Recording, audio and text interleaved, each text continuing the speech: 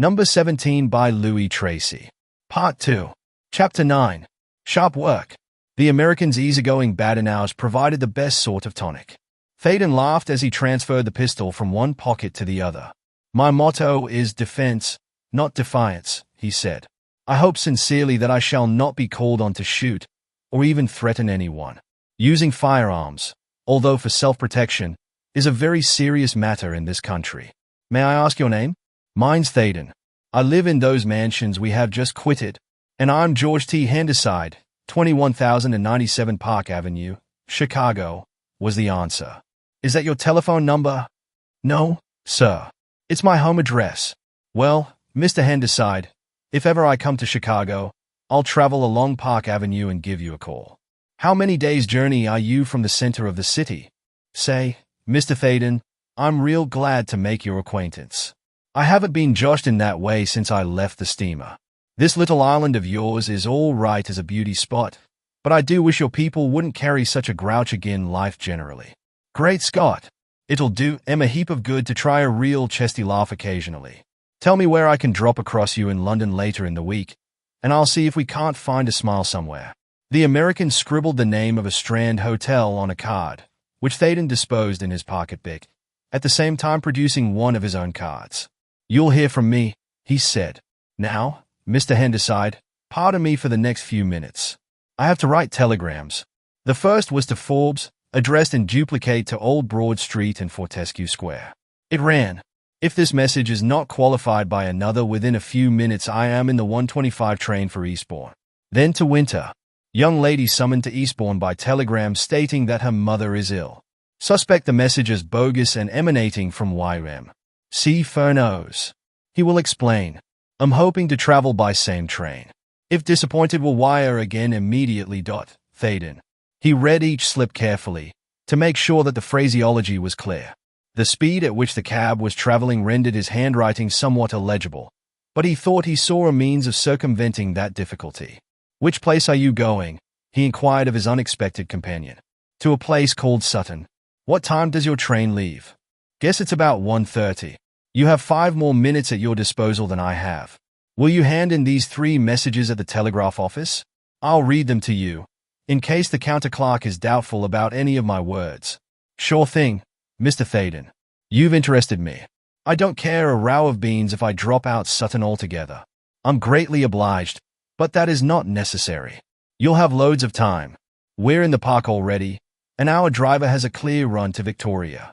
Now, listen. Mr. Handyside did listen, and pricked his ears at the mention of Scotland Yard. Gosh, he exclaimed, this is better than a Lifeline movie. For the love of Millie, let me in by the early door. Now, how's this for a proposition? You send those telegrams, and I'll fix the cabin by the transportation to Eastbourne for the pair of us. I'm not healed, but I may be useful, and I'll jab any fellow in the solar plexus at call. Thaden gazed at this self-avowed knight-errant in surprise. Handyside was a man of 40, whose dark hair was flecked with grey. He was quietly dressed, a wide-brimmed high-crowned hat of finely plaited white straw providing the solo note of markedly American origin in his attire. The expression of his well-molded features was shrewd but pleasing, and the poise of a spare but sinewy frame gave evidence of active habit and some considerable degree of physical strength. "'Pon my honor," said the Englishman, "I'm half inclined to take you at your word, except in the matter of expenses, which, of course, I must bear. You see, if my services are called for, and prove effective, I may need help." "Go right ahead," said the other calmly. "Tell me as much or as little as you like. Where's this place? Eastbourne? On the south coast, I guess." "Yes, I thought it would be. A man on the steamer asked me to come and see him at Westgate, which is about as far east as you can go in England without wetting your feet. I'm getting the hang of things here by degrees. Southport, of course, is away up north, and Northamptonshire in the Midlands." Thaden grinned, but the taxi was passing Buckingham Palace, and the hour was 1:17 p.m. "I cannot give you any sort of an explanation now, Mr. Handyside," he said. "Later in the week, perhaps, I may have a big story for your private ear. All I can say at the moment is this. I have reason to believe that a young lady, a daughter of Mr. James Creighton Forbes, a well-known man in the City of London, is being decoyed to Eastbourne in the belief that her mother is ill. Now, I may be wholly mistaken. Her mother may be ill. If that is so, I am making this trip under a delusion. At any rate, my notion is to try and fall in with Miss Forbes accidentally, as it were, and watch over her until I am quite sure that she is with her mother. You follow me? Seems to me, said the American imperturbably, it's the most natural thing in the world that Mr. Thaden should want to show his friend, Mr. Handyside of Chicago, England's most bracing and attractive seaside resort, if that's the right way to describe Eastbourne. Both the plan and the description are admirable. The plan sounds all right. As for the description, I have been looking up a selection of posters, and those 7 words apply to every half-mile strip of beach in the island. When it comes to a real showdown, your poster artists have got our real estate men skinned a mile. How much did you promise the taxaman? Half a sovereign. $2.50. Gee, that's the nearest thing to New York I've struck yet. And the railway tickets? First class, of course. Yes. The cab stopped. Thaden sprang out and raced to the telegraph office, where, as he anticipated, there was a slight delay. Handyside awaited him at the correct barrier, and together they walked down a long platform, Thaden peering into every carriage, though convinced that Evelyn Forbes would not travel other than first class. Thus, not being a detective, but only a very anxious and perplexed young man, he had eyes only for such ladies as were already seated in the train, and failed to note the immediate interest his appearance aroused in a man who occupied a window seat, and who was watching unobtrusively every one who passed.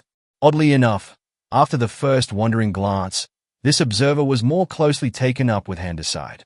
It was as though he said to himself, Thaden I know, but who in the world is his companion? And why are they traveling by an Eastbourne express, today of all days? The train was well filled. There were only a few seconds to spare when Thaden came across Evelyn Forbes in a compartment which held 2 other passengers, a lady and a gentleman. Recognition was mutual, and Thaden flattered himself that he betrayed just the right amount of pleasurable astonishment. Miss Forbes, he cried, raising his hat. Well, of all the unexpected meetings, don't say you are going to Eastbourne. But I am, she said, and, though she smiled, her eyes were heavy with unshed tears. She was deeply attached to her mother, and the thought that the loved one was too ill even to communicate with her by telephone was distressing beyond measure. Just imagine that, went on Thaden, determined to rush his fences and travel with her unless openly forbidden. I'm taking an American friend there for the afternoon. May we come in your carriage? Is there room for 2? Now, although Evelyn Forbes had been attracted to Thaden during their vivacious conversation overnight, she would vastly have preferred the comparative solitude of a journey with strangers. Still, she could hardly refuse such a request, and common sense told her that a pleasant chat with a man who could talk as well as Thaden offered a better means of whiling away 2.5 hours than brooding over the nature and extent of her mother's unknown illness. There's plenty of room, she said. Without further ado, Thaden entered and Handyside followed. The compartment held 6 seats, while a door led to a side corridor running the length of the coach. The 2 remaining occupants were worthy Britons who neither invited nor received any special attention. Mr. Handyside was introduced, and promptly said the right thing. I guess I knew what I was doing when I forced Mr. Thaden to take me out of London today, he said, with a smile which left the girl in no doubt as to the nature of the implied compliment. But it is hardly an hour since I spoke to my father at Mr. Thaden's flat, she said. Were you there, too, Mr. Handyside? No, in the next block. That was the nearest I got to Mr. Thaden before we met and took a cab for Victoria. Thaden was pleased with his ally. No diplomat, trained during long years to conceal material facts, could have headed the girl off more deftly, while every word was literally true. Ah, she said, glancing meaningly at Thaden. We are all the sport of fortune, then. How strange. Of course, Mr. Thaden, you don't know why I am here. I have had a telegram from my mother, or one sent in her name. She has been taken ill suddenly. That is bad news, was the sympathetic answer. If the message has not come direct from Mrs. Forbes, may it not be rather exaggerated in tone? Some people can never write telegrams. The knowledge that each word costs a halfpenny weighs on them like a nightmare. As he hoped and anticipated, she produced the message itself from her handbag. This is what it says, she said, and read. Mrs. Forbes ill and unable communicate by telephone. Come at once. Manager Royal Devonshire Hotel. Then she added, with a suspicious break in her voice. "That sounds serious enough, in all conscience." "Is it addressed to you personally?" said Thaden, racking his wits for some means of lessening the girl's foreboding without tickling the ears of the other people in the compartment by suggesting that she might have been brought from her home by some cruel ruse of her father's enemies. "Yes, but isn't that somewhat singular in itself? One would imagine that such a significant message would have been sent to your father." "Why?" "Well, men are better fitted to withstand these shocks, for one thing. It was heartless, or, to say the least, thoughtless, to give you such news with the brutal frankness of a telegram. I cannot understand it at all. Mother wrote this morning telling me that she was going to Beachy Head this afternoon with a picnic party. I am convinced," said Thaden gravely, "that someone has blundered. It may be the act of some stupid foreigner. I shall not be content now, Miss Forbes, until I have gone with you to the Royal Devonshire and learnt what the extent of the trouble really is. Then, if Mrs. Forbes needs your presence, perhaps you will allow me to telephone to your father, as he will be greatly disturbed when he returns home and learns the cause of your journey. But I can't think of allowing you two to break up your afternoon on my account.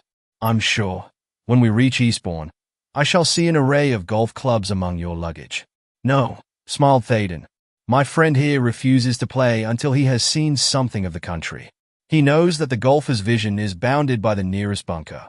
Handyside took the cue. "That's the exact position, Miss Forbes," he said. "I was warned by the horrible experience of a friend of mine. He left Newark, NJ, on a sightseeing tour of Europe, but unfortunately took his clubs with him.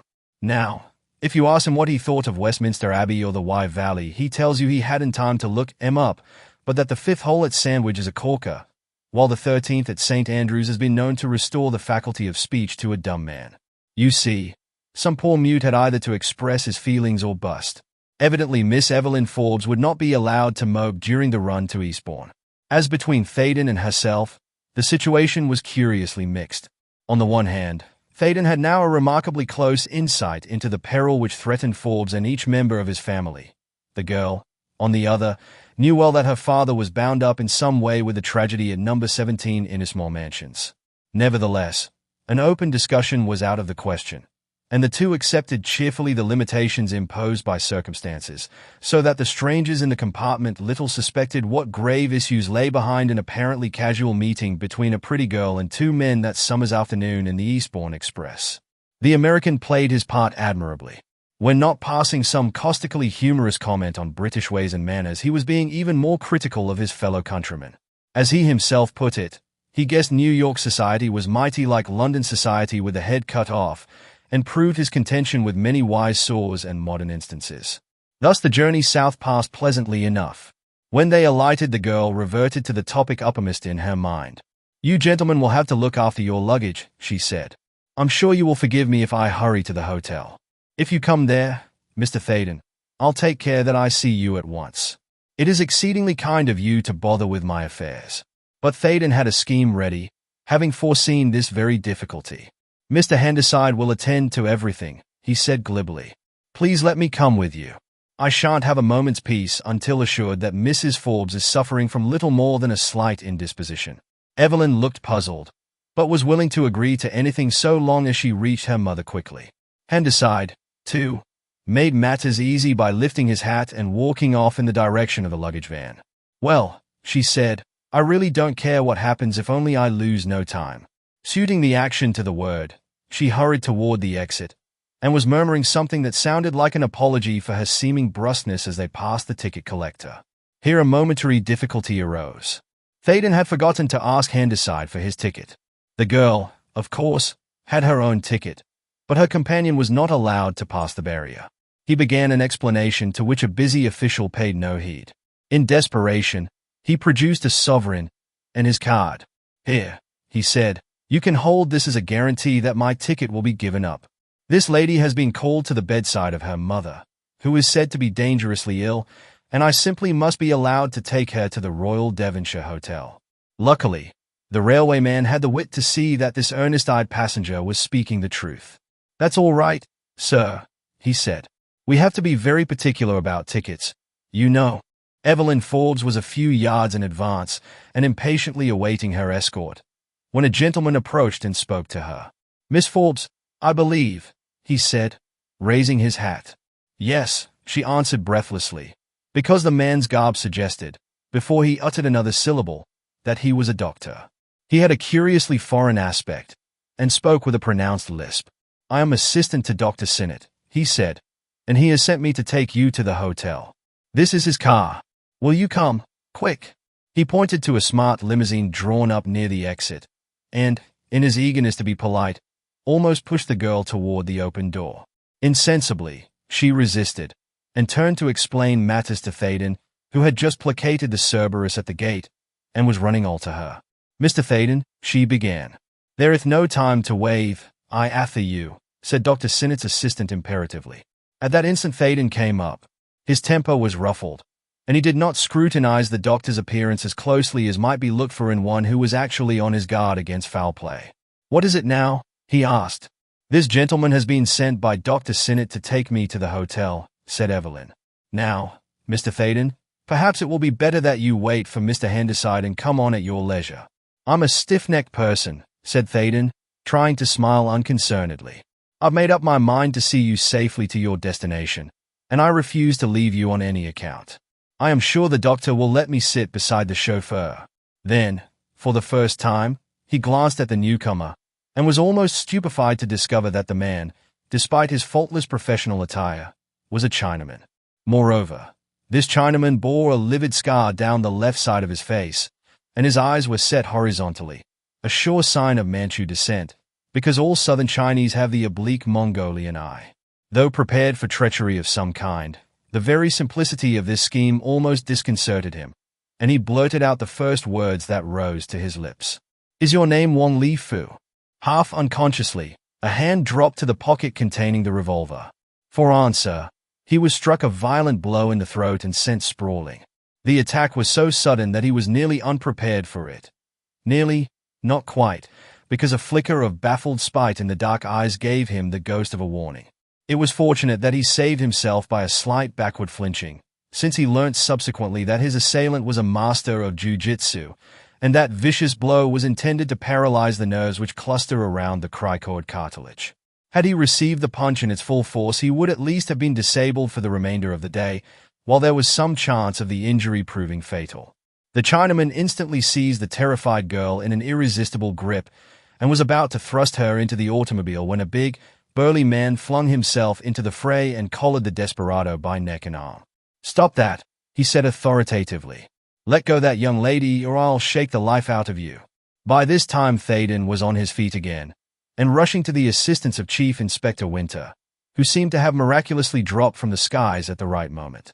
The Chinaman, seeing that he was in imminent danger of capture, released Evelyn, wrenched himself free by another jiu-jitsu trick, swung the girl into Winter's arms, thus impeding him, and leaped into the car, which made off with a rapidity that showed how thoroughly the chauffeur was in league with his principal. Naturally, the people coming out from the station, reinforced by the mob of semiloafers always in evidence in such localities, gathered in scores around Evelyn Forbes and her two protectors. Such an extraordinary scuffle was bound to attract a crowd.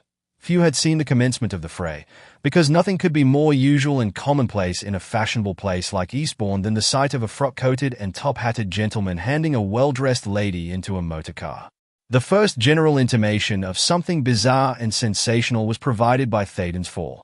After that, events traveled rapidly, and the majority of the onlookers imagined that it was Winter who had knocked Thaden off his balance, while the rush made by the latter to intercept Wang Li Fu was actually stopped by a well-intentioned railway porter.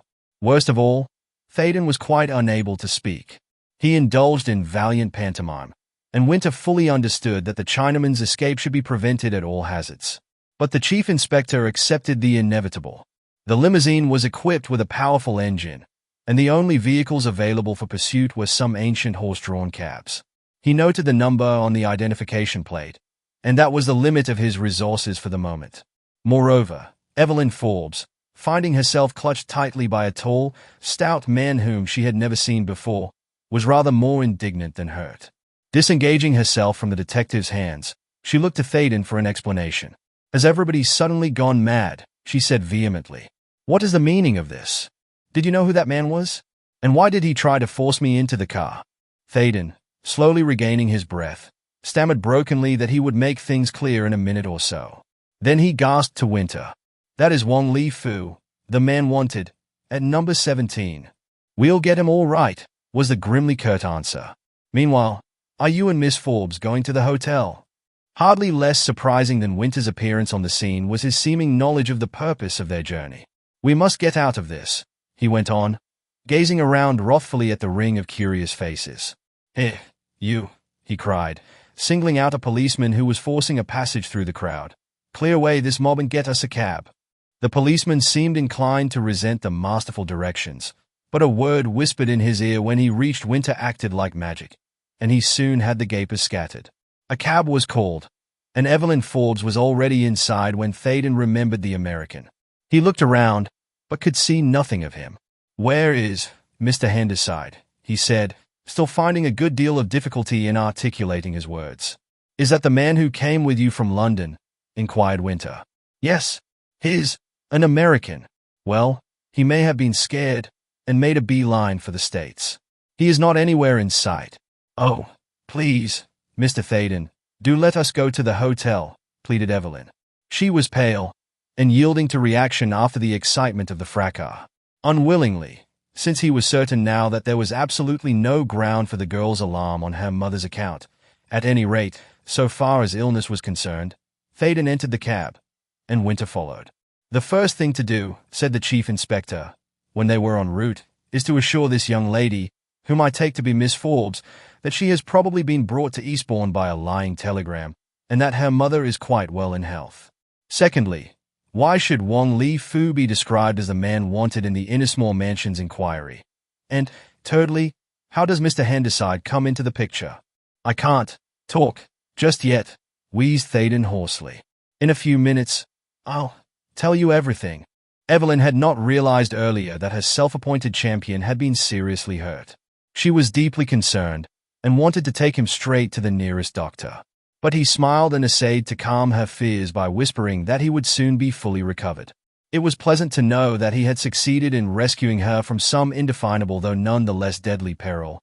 Yet the insistent question in his subconscious mind was not connected with Evelyn's escape, or the flight of her assailant, or the mysterious presence of the chief inspector, but with the vanishing of Mr. Handyside. What had become of him? It was the maddest of fantasies to imagine that he could be bound up in some way with the young Manchus. Yet why did he fail to turn up at the station? Thaden could not even guess at a plausible explanation. He leaned back in the cab and closed his eyes. Really, there were times in life when it would be a relief to faint. Chapter 10. Captures on both sides. Though Thaden was in first-rate athletic trim, that blow on the throat had nearly stunned him. The effort to rise promptly and bear a hand in the imminent capture of one whom he regarded as something akin to a homicidal maniac had imposed a further strain on his resources, and it was possible that he did actually lose his senses during a couple of seconds. In all likelihood, too, he changed color slightly, because the next thing he was aware of was the note of alarm in Evelyn's voice when she cried excitedly, "Mr. Thaden is really very ill. I'm sure we ought to try and revive him." At that he reopened his eyes and looked at her whimsically. Nature, in fact, had put forth a supreme effort. From that moment he recovered rapidly. Winter took a calmly professional view of the younger man's collapse. "There's nothing to worry about, Miss Forbes," he assured the agitated girl. "Our friend has just escaped being knocked insensible, if not killed. He was hardly prepared for such a vicious attack, I fancy. Most certainly that scoundrel took me by surprise, or he would not have slipped through my fingers like an eel. Next time, either Mr. Thaden or I may be trusted to balance matters." Thaden grinned and nodded. He signaled with his eyes that Winter was to make Evelyn Forbes understand that she had just escaped being the victim of an extraordinary outrage. Muddled as his thoughts were, he grasped the essential fact that Scotland Yard was better posted in the secret history of the Innismore Mansions crime than he had given the department credit for before the dramatic meeting with Furneaux that morning. And, indeed, the chief inspector lost no time in justifying that belief. "You must have imagined that the world had suddenly turned topsy-turvy," he said, smiling at the mystified and distraught Evelyn, as though the whirl of events outside the station were part and parcel of the humdrum routine of life. "When Mr. Thaden regains his speech, he will tell us how he came to suspect that an attempt would be made to kidnap you today. In my own case, intervention was the outcome of sheer and simple logical deduction. You see, I represent the Criminal Investigation Department, or Scotland Yard, as it is familiarly described, and I have reason to believe that your father is, and has been for some time, the object of unpleasant attentions by a political society in China, whose members are nothing more nor less than criminal fanatics. Probably this is the first you have heard of the matter, Miss Forbes.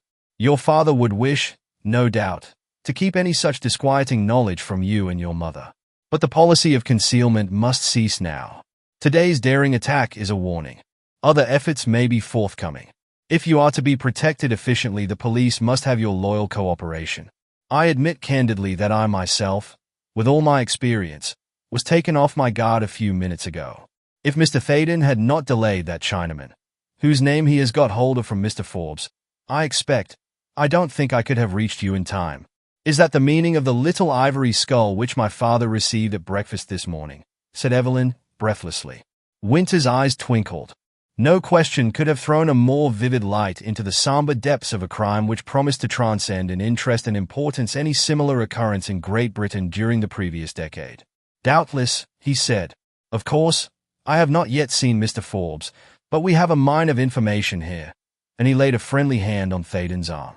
So far as I am concerned, I have had your house unobtrusively watched, for the protection of the inmates, I hope you understand, and I arranged also that anything unusual in the shape of telegrams or telephonic messages, here he glanced amusedly at Thaden, should be communicated to the yard. I heard, therefore, of Mrs. Forbes's sudden illness almost as soon as you did, and travelled with you to Eastbourne, intending to reach the hotel at the same time as you, and ascertain whether or not your mother was really ill. I saw you on the platform at Victoria and guessed your identity. But, in my profession, we never take anything for granted, so I left that matter until I could interview the hotel manager. And here we are. I advise you not to say a word about Mrs. Forbes being ill. If, as I firmly believe, you find that she is in the best of health, you can explain your sudden visit by saying that Mr. Thaden and I have something of importance to communicate, which will be perfectly accurate, as I mean to urge strongly that we all return to London by the next train. The cab stopped. To show that, Richard was himself again. Thaden, nearest the door, opened it, got out, and helped Evelyn to alight. Reassured on his account, the girl smiled, and a wave of color leaped to her cheeks. Anyone happening to watch their arrival would put them down as ordinary visitors. Evelyn Forbes was just a charming young woman, plainly but expensively dressed. Thaden an attentive cavalier, and Winter a prosperous city man, probably with a taste for coursing and pheasant shooting. Subtly observant, indeed, would be the theorist who gathered from their demeanor that they had just emerged practically unscathed from a situation rife with the elements of tragedy. Nevertheless, Winter kept a sharp eye on Thaden after Evelyn Forbes had run up the steps of the hotel, and was relieved at seeing that he could walk without assistance. Keep nothing back, he said under his breath as they followed the girl with sedate pace. These women must be frightened into complete obedience. Did Furneaux get hold of Forbes? Thaden nodded. That's right. Don't talk. I can pretty well guess what took place. But, look here. Whose hand aside? A mere acquaintance. Another nod. You just contrived to pick him up, and used him as an excuse for coming to Eastbourne? I see. That removes a troublesome pawn off the chessboard. But it doesn't, wheezed Thaden. He ought to be here. Can't make out. What has become of him? He will turn up. An American, isn't he? I thought so. The indications were slight but certain. Features, walk, figure.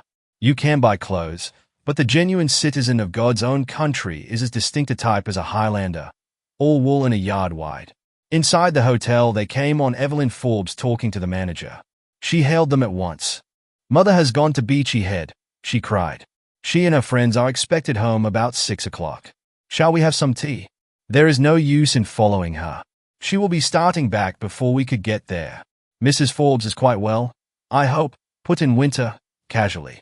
Yes, sir, in the best of health, said the manager, indicating, with a flourish of both hands, that nothing else was to be expected as to the condition of any among the numerous patrons of the Royal Devonshire Hotel. Evelyn asked that tea should be served in her mother's sitting room. When they were screened by the closed door, Winter examined Thaden's throat. Beyond a slight swelling and external soreness, the cricoid cartilage, known to the multitude as Adam's apple, was seemingly uninjured. While Thaden himself now made light of the blow, though a certain hoarseness was perceptible in his voice, and he deemed it advisable to speak in a low-pitched tone. Evelyn Forbes listened with ill-repressed bewilderment while he related the day's doings. At first, she hardly grasped the significance of the story, but Winter's occasional questions and comments, and a parenthetical sentence or two introduced by Thaden for her benefit, quickly revealed the astounding nature of the plot of which her father was the chief object. At this crisis she displayed a self-control and reticence which were admirable. She seemed to realize intuitively that any gaps in the recital could be filled in later, whereas it was all important that the detective should be made acquainted as speedily as possible with the developments brought about by the morning's fuller disclosures. As for Winter, he was keenly interested in Furneaux's behavior at the moment of Forbes's departure from Innismore Mansions. Glancing at his watch, he rose when Thaden's revelations came to an end. "I'll just go and ring up the yard," he said. "There may be news." When Furneaux starts off in full cry, it is a wary fox that escapes him. "I only wish you and I had travelled from Victoria in company, Mr. Thaden. Wong Li Fu would now have been in custody. However, we'll get him. If, as I imagine, he is making for London in that car, there is even a chance of intercepting him in the suburbs. I'll see to it." Left alone with Evelyn Forbes, Thaden suddenly grew tongue-tied. This man who could invent all manner of glib conversation for the characters in his novels now cudgeled his brains vainly for something to say that would dwell in her memory when they parted. And he knew why a cloud was thus effectually befogging his wits. He had only seen Evelyn 3 times in as many days, had spoken to her but twice, yet was hopelessly and irrevocably in love with her. He, who had so often and so thrillingly described the grand passion of a man's life, had now fallen a victim to it, only to feel how unutterably ridiculous and impossible was the wild longing that had sprung up in his heart. Here, by his side, wistfully sympathetic and friendly in manner, sat the one woman in the world, yet he felt awkward and constrained, and took refuge in a vague expression of anxiety on behalf of Handyside, a man who at least might be trusted to extricate himself safely from the labyrinth of Eastbourne. The girl, of course, attributed these disjointed remarks to physical suffering. In reality, he was contrasting her wealth and his own comparative poverty, and bidding himself fiercely not to be a vain fool. "Don't you think you ought to call in a doctor?" she inquired, tenderly. "No, no," he hastened to assure her. "The effects of the blow are passing rapidly. In another hour I shall hardly feel it at all. I'm afraid, Miss Forbes," he ventured to add, "that when this piratical gang is broken up, as certainly will be the case now that the English police are tackling it, you will associate our brief acquaintance with the only dark days in your existence." "Why do you say that?" she demanded. "Because I am bound to admit that if I had not dined at your house on Monday evening, many, if not all, of the amazing events of the past 36 hours could not have happened." "I don't agree with you, not one little bit," she protested emphatically. "Why, the detective man himself said that the young Manchus have been searching ever since the beginning of the year for proof of Dad's connection with the revolutionaries, and he was candid enough to tell us that if it hadn't been for you, that horrid Wong Li Fu would have got me into the car. No, Mr. Thaden, our meeting has proved most fortunate for me. Suppose I had really been captured. Would he have gagged me and taken me away to some lonely place, where I would be kept a prisoner, or even killed?" Thaden had no desire that her mind should dwell on such a harrowing topic. He shuddered to think of her fate if ever she fell into the hands of the miscreants who had not scrupled to murder Mrs. Lester. She evidently regarded the crime in number 17 Innismore Mansions as the sequel to some political disturbance in far-off Shanghai. It had not occurred to her that a hapless woman had been done to death merely as a warning to her father of the fate in store for him and his if he did not yield to the demand of the reactionary party in China and deliver over to their vengeance some hundreds of the leading men in that distressed country. "I doubt whether Wong Li Fu and his associates would have dared to offer you any real violence," he said. "At the worst, I suppose, they might have retained you as a hostage." "A hostage for what?" "For their claim against Mr. Forbes." "But what has he done?" "He has never been in China. He is a power in the financial world. If the Reform Party cannot borrow money, the movement will collapse. At any rate, that is what the Manchus believe, and they will strain every nerve to effect their purpose." "But why did they kill poor Mrs. Lester?" Thaden felt that he was getting into deep water. This clear-sighted girl would soon have the various threads of the enigma in her hands, and then she could not fail but discover the true meaning of Edith Lester's death. That phase of the problem has yet to be solved, was his noncommittal reply. Winter rejoined them somewhat hurriedly.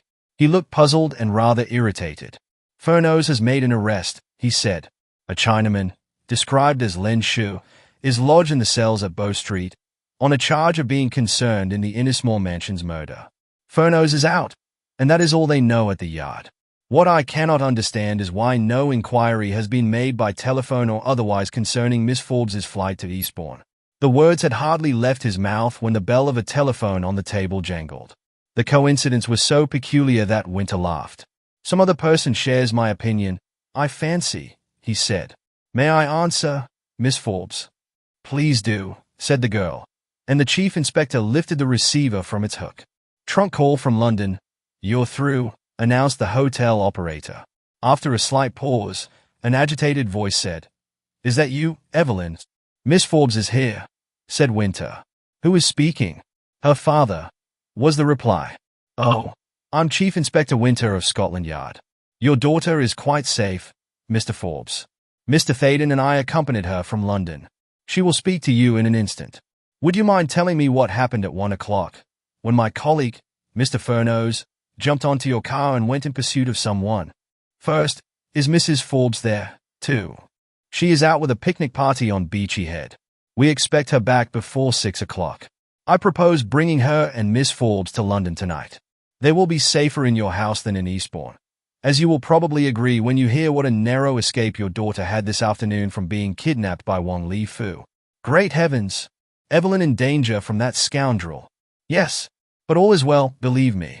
Owing to Mr. Thaden's promptitude and pertinacity, Wang Li Fu's scheme was defeated. Your daughter will make everything clear. Give me the barest summary of events after your departure from Innismore Mansions, and I'll get out of the way. We pursued a car which led us a pretty dance nearly as far as St. Albert's. It seems that Mr. Furneaux, looking out of the window of Mr. Thaden's flat while Thaden and I were going downstairs, saw a Chinaman watching us from a closed car standing in the cross street at the end of the garden. He gave chase instantly, but as soon as the man realized that he had attracted notice, he tried to escape. At least, that was Mr. Furneaux's first impression. Later, he convinced himself that the supposed spy was little more than a red herring drawn across the trail, and that the man's real motive was to take me out of London, or waylay or detain me in some fashion, since it was manifestly impossible that my presence in the mansions should be known to anyone. I see now, of course, what the project was.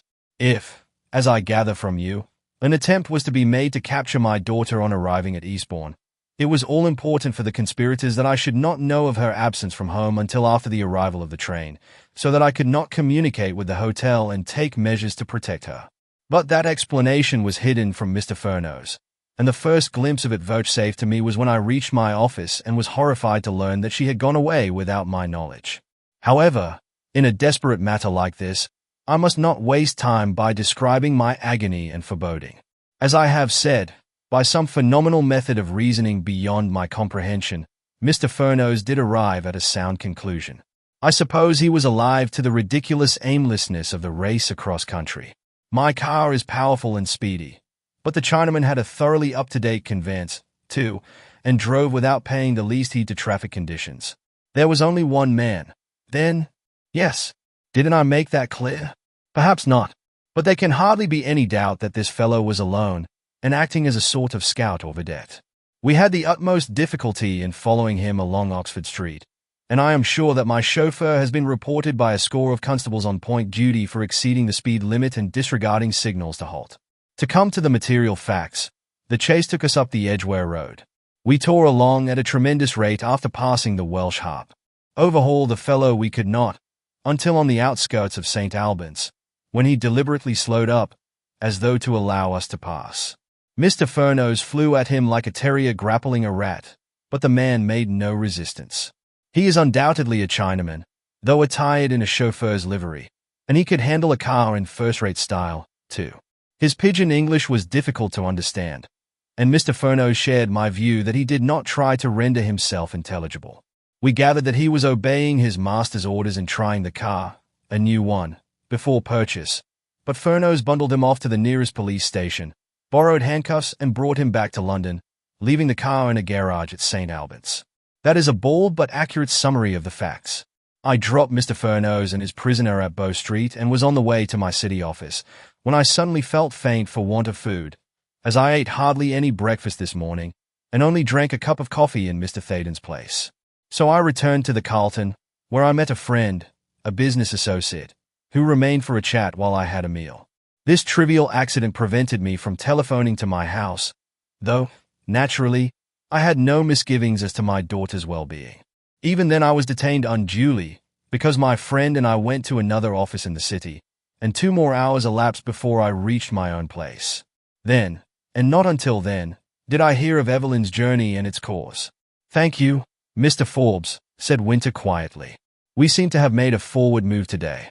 Before calling Miss Evelyn to the phone, I want to tell you that in disobeying your orders to remain at home, she did my department a good turn. Wang Lifu and I were brought face to face. He is not a myth. My word might be regarded as sufficient proof of that fact." "Certainly, Mr. Forbes, if given earlier," was the inevitable retort. "But here is your daughter. She can plead her cause far better than I." Evelyn took the woman's way. To defend, she attacked. "Dad, dear," she complained, "why didn't you give me your confidence? If I had had the least notion of the dreadful things that were going on, I should certainly have telephoned to Eastbourne before starting. But don't you see the diabolical cleverness of the scheme? The telegram arrived just in time to allow me to catch the 1:25 p.m. train, and rendering it idle to think of making a trunk call if I would obey an urgent message from my mother. Then again, when I reached Eastbourne, why should I suspect a foreign-looking gentleman who said Dr. Sinnott had sent his car to take me to the hotel? There isn't a Dr. Sinnott in Eastbourne at this date, but how was I to know that?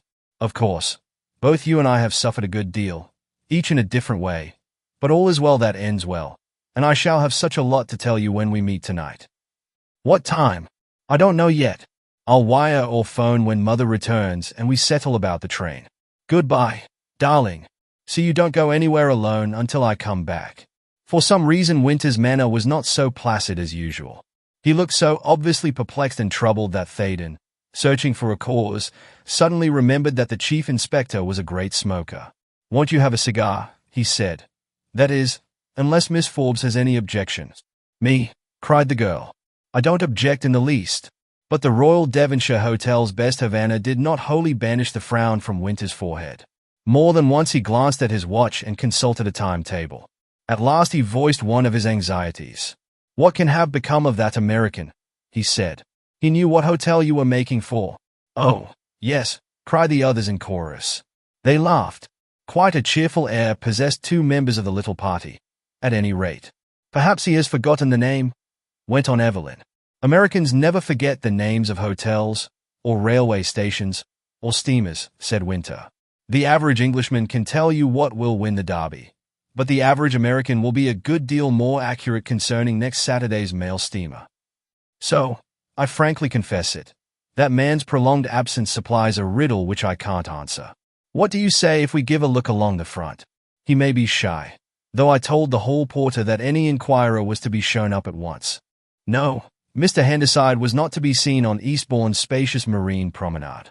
A couple of well-dressed men caught sight of Winter, and decided that they had instant and urgent business elsewhere, but he only smiled. His quarry that day was not the swell mobsman, but much more dangerous game. Lightning darted from a summer sky when the picnic party returned from Beachy Head in 3 cars, but without Mrs. Forbes. Evelyn was hardly anxious at first. The hall porter informed her who the occupants of the cars were, and she watched the lively and chattering groups forming on the pavement and breaking up again to enter the hotel and dress for dinner. At last, realizing that her mother was not among them, she singled out a lady whom she knew, and asked for an explanation. The lady, a Mrs. Montague, was very much surprised. "But, my dear Evelyn," she said, "didn't you yourself send for your mother?" The girl blanched. Some premonition of evil gripped her very heart. "What do you mean?" she said, and the other woman could not help noting the distress in her voice. "If you didn't send, who did?" came the immediate response. "We were just going to have tea when a gentleman, a stranger, came and asked for Mrs. Forbes. We saw him arrive in a car which halted at the foot of the path, nearly a quarter of a mile away. Your mother answered, and he said that you were in Eastbourne and had sent him to bring you to the hotel. He said the car belonged to a Dr. Somebody, but he himself looked like a foreigner. A few others had gathered around, attracted by Evelyn Forbes's pallor and distress. Winter, too, had drawn near, and it was he who said, "Did you see this stranger who brought the message?" "Oh yes, plainly," said Mrs. Montague. "Had he a scar down the left side of his face?" "Yes." Then Evelyn Forbes, for the first time in her vigorous young life, fainted. Her mother was in the power of Wong Li Fu. All the terrors which imagination had painted in her own behalf were redoubled as to her mother's fate. Her brain reeled. Merciful oblivion came. Thaden and Winter were just able to catch her before she fell like a log. Chapter 11. The Reappearance of Handicide. Consternation reigned for a while at the entrance to the Royal Devonshire. Men craned their necks and women uttered nervous little shrieks. But Evelyn Forbes was endowed with a vigorous frame and a splendidly vital spirit, and she recovered her senses before she could be carried into the vestibule. The fact that she had fainted, too, brought to the aid of her waking senses the innate horror of her race and class for anything approaching obscene, and she was almost unnaturally collected in speech and demeanor within a few seconds after her eyes had reopened. "Did I give way like that?" she said, with a valiant smile, first at Thaden, and then at the ring of faces, each with its varying expression of curiosity or concern. "How stupid of me! How excessively stupid! That sort of behavior doesn't help at all, does it?" "Thank you. I can walk quite well. I'll just go to Mother's room and telephone home. There has been some silly mistake. By this time it will be rectified, I'm sure." "Come, Mr. Thaden. Where is Mr. Winter?" "Here," said the detective. "I'll follow in a minute or so. Please don't communicate with London till I arrive." His quietly insistent tone was meant rather for Thaden than for the half-demented girl, who was stumbling anywhere but in the right direction until Thaden caught her arm and led her to the lift. She contrived to remain outwardly calm until she reached the seclusion of the sitting room, when she broke into a flood of tears, while in disjointed and hysterical words she blamed her own rashness for the fate which had overtaken her mother. If only she had used better judgment when the telegram came. If only she had hired an automobile and driven straight to Beachy Head. If only she had done a dozen other things which no one would possibly have dreamed of doing. She might have safeguarded her darling mother. Thaden, meanwhile, was nearly frantic with the indecision of ignorance.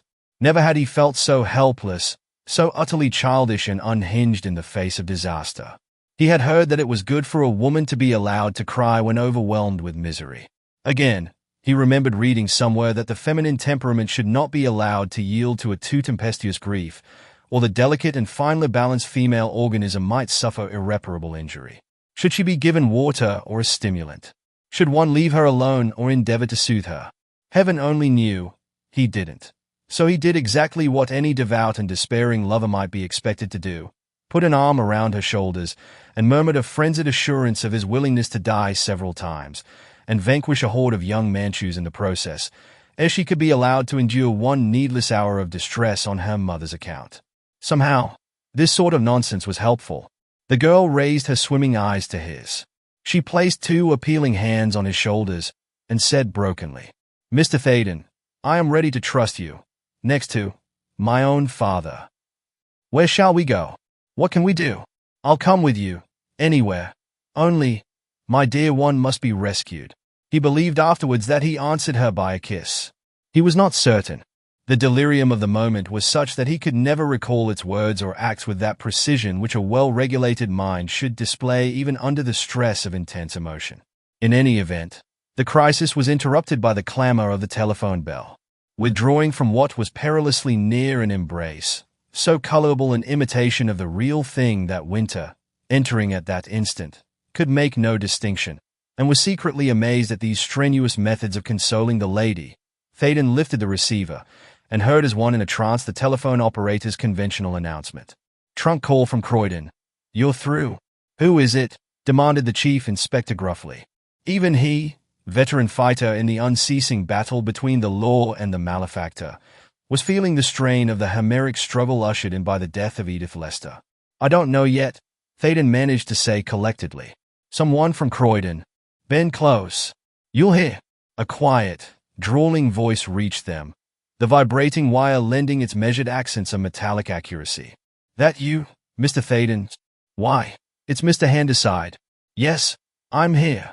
Where are you speaking from?" "Croydon. That's so. Well, I don't understand, but I'm sure you'll pardon me. We are in a deuce of a fix at this end, so, if you'll arrange to call tomorrow. You've lost Mrs. Forbes, I guess. Is that the lady's name? If it is, I've kept track of her. Thaden was so astounded that he looked at Winter in blank amazement. The pressure of his fingers on the circuit key relaxed, and the American's voice trailed abruptly away into silence. He put matters right at once and heard the continuation of a new sentence, whereupon he broke in excitedly. 1 second, Mr. Handyside. Miss Forbes is here. I must tell her your news. He turned to Evelyn. Hooray! He almost yelled. Your mother is all right. She is with Mr. Handyside. Some sort of miracle has happened. Come and listen. Aroused from a stupor of grief as though she had received a galvanic shock, Evelyn sprang up. Naturally, she had to place an arm on Thaden's back to permit of her head approaching near enough to the telephone. Thus, the three heads were almost touching each other. If an artist had been present, he would have obtained a study in facial expressions worthy of Phil May or Garrido. Handyside, of course, had heard Thaden's gleeful exclamation. He chuckled pleasantly. Your digest goes a little too far, Mr. Thaden, he said. But compared with the newspaper placard facts in your possession, my story is a full-size novel. Anyhow, I'll condense it, so here goes. I was back of the crowd when the circus started outside the Eastbourne depot. As I entered up your ticket and collected your deposit of a sovereign, I saw what took place and sized up the result pretty accurately. The kidnapping proposition had failed, but the guy in the silk hat had got clear away in a bully good car. How good I know now.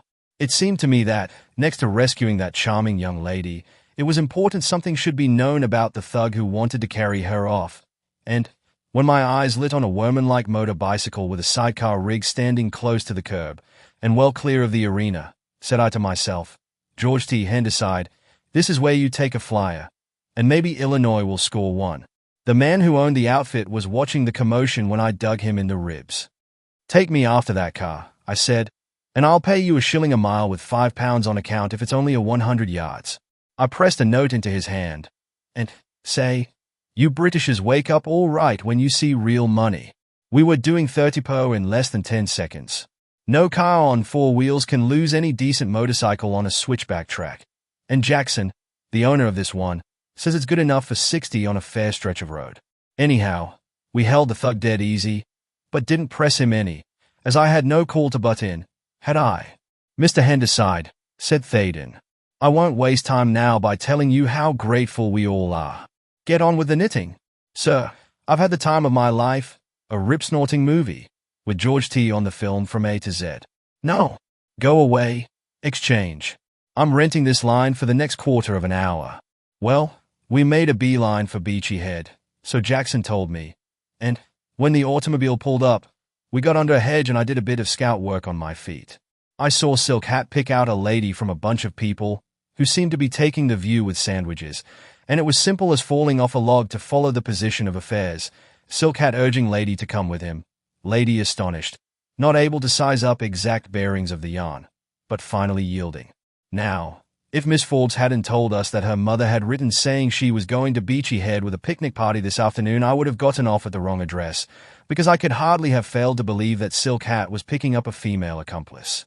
But, as things stood, I suspicioned that, failing the daughter, he was putting up a bunco tale for the mother, a situation new, I believe, in the realm of romantic fiction. I thought it was up to me to play a strong hand, so I threw a few facts on the screen for Jackson's benefit, and he straightway hit the pike in pursuit. Where the country was open we kept well in the rear, but crept closer in villages and towns. We had to stop at Tunbridge Wells for petrol, but that didn't cut any ice, because Jackson knew the country like a book, and we sighted the automobile within 5 minutes, though the milestones were pretty numerous during that run. After that, nothing particularly happened, except to a hen and a dog, until we came near Croydon. That is, I knew it was Croydon because Jackson said so, and I have considerable faith in him. In between whiles, where there was nothing doing, he and I fixed up an automobile tour. Well, outside Croydon, there's a new road, with a half-built villa at the near end and a way-back farmhouse at the other end. That villa was the one thing needed when the thug made a beeline for the farm. I jumped out, told Jackson to find something to do to his machine at the corner of the next block, and hurried into the Alpine chalet. From a top-back room, I watched Silk Hat carrying a lady into the farm. Hey, what's that? Yes, he was carrying her. I guess he'd given her a dope so as to stop any cry for help. It made me feel pretty mean to be standing there without taking a hand in the deal. But I forced myself to believe that another hour or two couldn't make such a heap of difference to the lady, while it would be better to leave things to the police. I waited just 20 minutes, I have all the time scheduled, until the car came back. By hurrying downstairs, I was able to look inside as it passed, and Silk Hat was alone. He took the London road. I strolled out, didn't dare to hurry, in case anyone might be watching from the farm, and put in some hard thinking while walking to Jackson's stand. There were two courses open, either to send Jackson after the auto and try myself to get in touch with you and the police, or put Jackson on guard near the farm. Whether I decided rightly or not, I haven't a notion, but I let the car go, and for this reason. We know where the lady is, and so does the thug. If the police put up a hard game, they can rescue her without his knowledge and spread a web for the fly to walk into later. But they must get a move on. This phone is nearly a mile from the farm, and Jackson is tightening nuts outside the villa I spoke of. Now, what's the next item on the program? Winter grabbed the receiver unceremoniously. I am a representative of Scotland Yard, Mr. Handyside, he said. If ever you want work, come to me, J.L. Winter, and I'll find you some. Miss Forbes is vexed with me because I have stopped her from thanking you, but compliments must wait. Will you go as quickly as possible to the chief police station at Croydon? By the time you get there, I'll be in touch with the inspector in charge, and he will do the rest. You understand? Goodbye. Winter rang off. He smiled blandly at Evelyn. There's no opportunity now for sentiment, he explained. Our American friend will appreciate quick action far more than talk. Then he tackled the telephone again and asked to be put through to the Croydon police station. There must be no delay, he added. This is an official call. He was in touch with Croydon in a remarkably short space of time, and soon was in communication with a police inspector. What's your name? He demanded. Inspector Wilkins, came the surprised answer. Were you a sergeant at the time of the Surrey Bank robbery? Yes, but what the... I'm Winter of Scotland Yard. Do you recognize my voice? Well, do you remember that nip of old brandy I gave you while we were freezing in a drafty warehouse at 3 o'clock in the morning waiting for the smasher to come for his plant? Yes. You're Mr. Winter right enough, sir. Good. I want you to believe what I'm going to tell you, as there is a big job ahead. A gang of Chinese cutthroats have kidnapped a lady, wife of the London banker, Mr. James Creighton Forbes. In a few minutes an American, a Mr. Handyside, will be with you. He will point out the house near Croydon to which the lady has been taken in a motor car. Collect half a dozen plainclothes men and 2 in uniform and go with Mr. Handyside. Without attracting attention, of course. Surround the house and arrest anyone, especially any Chinaman, who attempts to leave. Release the lady and ask Mr. Handyside to escort her to her home, 11 Fortescue Square, Belgravia. If she is very ill, which is improbable, she should be taken to a hospital. In that event, Mr. Handyside should telephone Mr. Forbes. Occupy the farm and arrest anyone who comes there, no matter what the pretext, until Mr. Furneaux or I arrive. I'll be with you in 2 hours. Tell Mrs. Forbes that her daughter will set out from Eastbourne by the next train leaving after 6:30. Got all that? Yes, sir. Are these Chinamen likely to show fight? Better be prepared. But, after posting your sentries, I advise you and the uniformed constables to rush the place. By the way, it will save me some trouble if you phone the yard and tell them exactly what I have told you. Ask for Furneaux. If he is not in, instruct them to leave a written record for him. I'll see to it, sir. Is that all? Yes. Goodbye. Meet you in 2 hours. He whirled round on Thaden.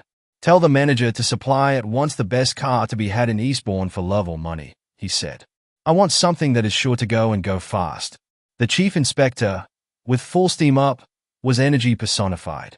His bulging eyes, his firm chin, his round fists, one clenching the telephone instrument, the other resting on the table, were eloquent of the man of action. His pride had been sore stricken by the escape of Wong Li Fu when that master scoundrel was actually in his grasp. But those powerful hands of his were far-reaching, and it would go hard with the jiu-jitsu expert when next they gripped his lithe frame. Almost before Thaden had quitted the room, Winter snapped. There is no other word for it. Literally snapped a question at Evelyn. What's your telephone number? She told him, and again the Eastbourne Exchange was bidden exert itself. That you, Mr. Forbes? Said the chief inspector, after a short wait. Yes, I am Winter, of Scotland Yard. I want to assure you that your wife and daughter will be under your roof within the next 3 hours. Mrs. Forbes will probably be escorted by a gentleman named Handyside, an American. You owe him all possible thanks, because it is due to his action alone that Mrs. Forbes will soon be rescued from captivity. Yes, she was carried off from Beachy Head this afternoon by Wong Li Fu, but, by the rarest good fortune, this Mr. Handyside, a friend of Mr. Thaden's, was able to follow on the trail, and steps are now being taken to free her. Your daughter will speak to you. I intervened merely to vouch for it that an almost incredible story is true. By the way, let no one know that Mrs. Forbes is in London. Warn your servants not to speak of her return. One more word. Have you heard anything of Furneaux? I have not heard from or seen him since we parted outside Bow Street Police Station. But, for heaven's sake, what is this you tell me about my wife? Miss Forbes will give you all the particulars we possess. Be calm and remain at home. You can best assist us by stopping within call. Mrs. Forbes and the American should arrive first, possibly before 7:30. If there is any hitch, which is unlikely, Mr. Handyside will telephone you. Your daughter will tell you the hour she and Mr. Thaden should reach Victoria. She will speak to you now. Excuse my abruptness. A lot of things may happen before I retire for the night, and I have no time to pick and choose my words. Evelyn, able at last to pour out her soul in thanksgiving, nearly broke down when she heard her father's voice. Oh, Dad, she wailed, I've passed through a dreadful time since I spoke to you shortly after 5 o'clock. I dropped as if I had been shot when Mrs. Montague, who was one of the picnic party, told me that a man of foreign appearance, with a scar on the left side of his face, and who said he was a doctor, came to Beachy Head and told poor mother that I had sent for her. She went on to relate such facts as were known to her, and was in the midst of a sensational narrative when Thaden announced that a high-powered touring car was in readiness. Won't you take us with you? He said to Winter. There is no train from here till 7:30, and in a motor we should be well on the way to London by that time. Winter had anticipated some such request, and a prompt refusal was on the tip of his tongue, when he recalled that he would pass through Tunbridge Wells, whence an earlier train might be available. A glance at the timetable showed that a train left Tunbridge Wells at 7:15. Yes, he said, I'll take you part of the way. Tell your father, Miss Forbes, that you will arrive at London Bridge at 8:40. If you two reach London by a different route, I think you should be tolerably safe. If any Chinaman shows up between here and Fortescue Square, I'll shoot him at sight, Thaden said, producing an automatic pistol. I wouldn't do that, smiled Winter. You might bore a hole in some perfectly innocent celestial. But you won't be troubled. Wong Li Fu carries out his own plans, and at present he is congratulating himself on the possession of a valuable hostage. But, come along. How about a wrap for you, Miss Forbes? We'll create a breeze. You know. She ran into her mother's bedroom and came out with a fur coat and motor veil, articles which, she had guessed correctly, her mother would not be wearing for the short run to Beachy Head. The hotel manager lent coats to the men, and they started, not without hearty congratulations from several people in the porch, whose fears on Mrs. Forbes's account Thaden had dissipated when he went out to order the car. Winter gave their thoughts a new direction when Thaden inquired what means the authorities would adopt to rid the country of the pestiferous gang which carried on its vendetta with such scant respect for the law and order of Great Britain. Once we have Mr. and Mrs. Forbes and this young lady safely housed in Fortescue Square, and protected, not only by their own servants but by the Metropolitan Police, we will devote ourselves to rooting out the whole crew, he announced. My idea is that when we lay hands on the ringleader, the rest will be easy. Furneaux's prisoner, Len Shu, may be got to talk when a Chinese interpreter tackles him. Again, there is every prospect of an important capture being made in the Croydon house. Most important of all is the prolonged absence from the yard of Furneaux. He is busy, or he would have put in an appearance there hours ago, if only to get to know my whereabouts. That means something. Furneaux never wastes time. Usually we hunt in couples. Today, by the fortune of war, we are separated, and perhaps fortunately so. It is all your fault, Mr. Thaden. Mine, was the astonished cry. Yes, we had to try all sorts of tricks on you before you would speak. Just imagine Scotland Yard being compelled to tap the telephone of a respectable and well-known author before he would own up to such knowledge as he possessed of the murder in number 17. So that was how Furneaux had played the necromancer, and was able to mystify Thaden that morning. The chief inspector, by raising the question, was touching on dangerous ground, as he was well aware, but he was determined now that all barriers should be thrown down. Evelyn Forbes was no bread-and-butter miss from whose cognizance the evil things of life must be sedulously averted. A woman of spirit and intelligence, who had already run the dreadful risk of sharing Mrs. Lester's fate, should be made to understand every phase of the difficulty with which the Criminal Investigation Department had yet to deal. British law and Chinese anarchy would soon grapple in a life-and-death conflict, and it was idle folly to suppose that, no matter how reticent her friends might be, this sharp-witted girl would not find out for herself the exact nature of the link which bound the fortunes of her own family with those of the dead woman.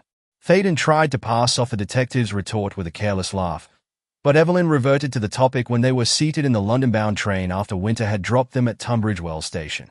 "What did the chief inspector mean when he said you refused to help him at first?" she inquired. "There are gaps in my history of this affair. How did you come to know that my father was acquainted with Mrs. Lester? Why did you seem, at one time, to be taking sides with my father against a public inquiry by the police?" Then, seeing there was no help for it, Thaden began at the beginning and told the girl the full, true, and unexpurgated story of events on the Monday night.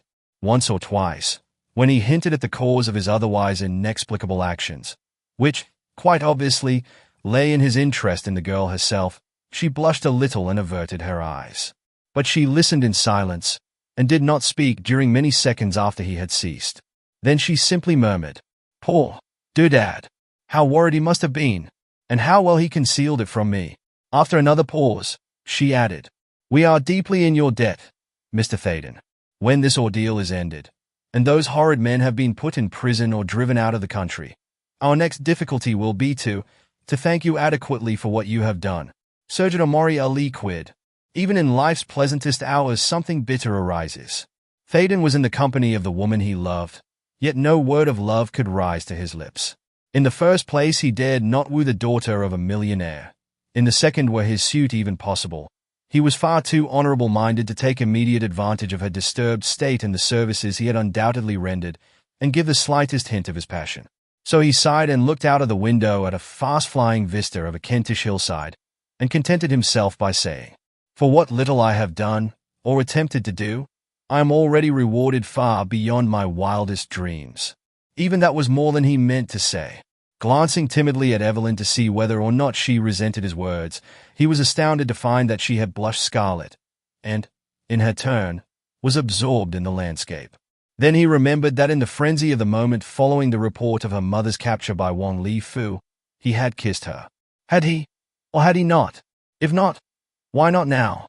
But that way lay madness. And, wretched doubt, was she already the promised bride of another man? It was a relief when the train stopped at Sevenoaks.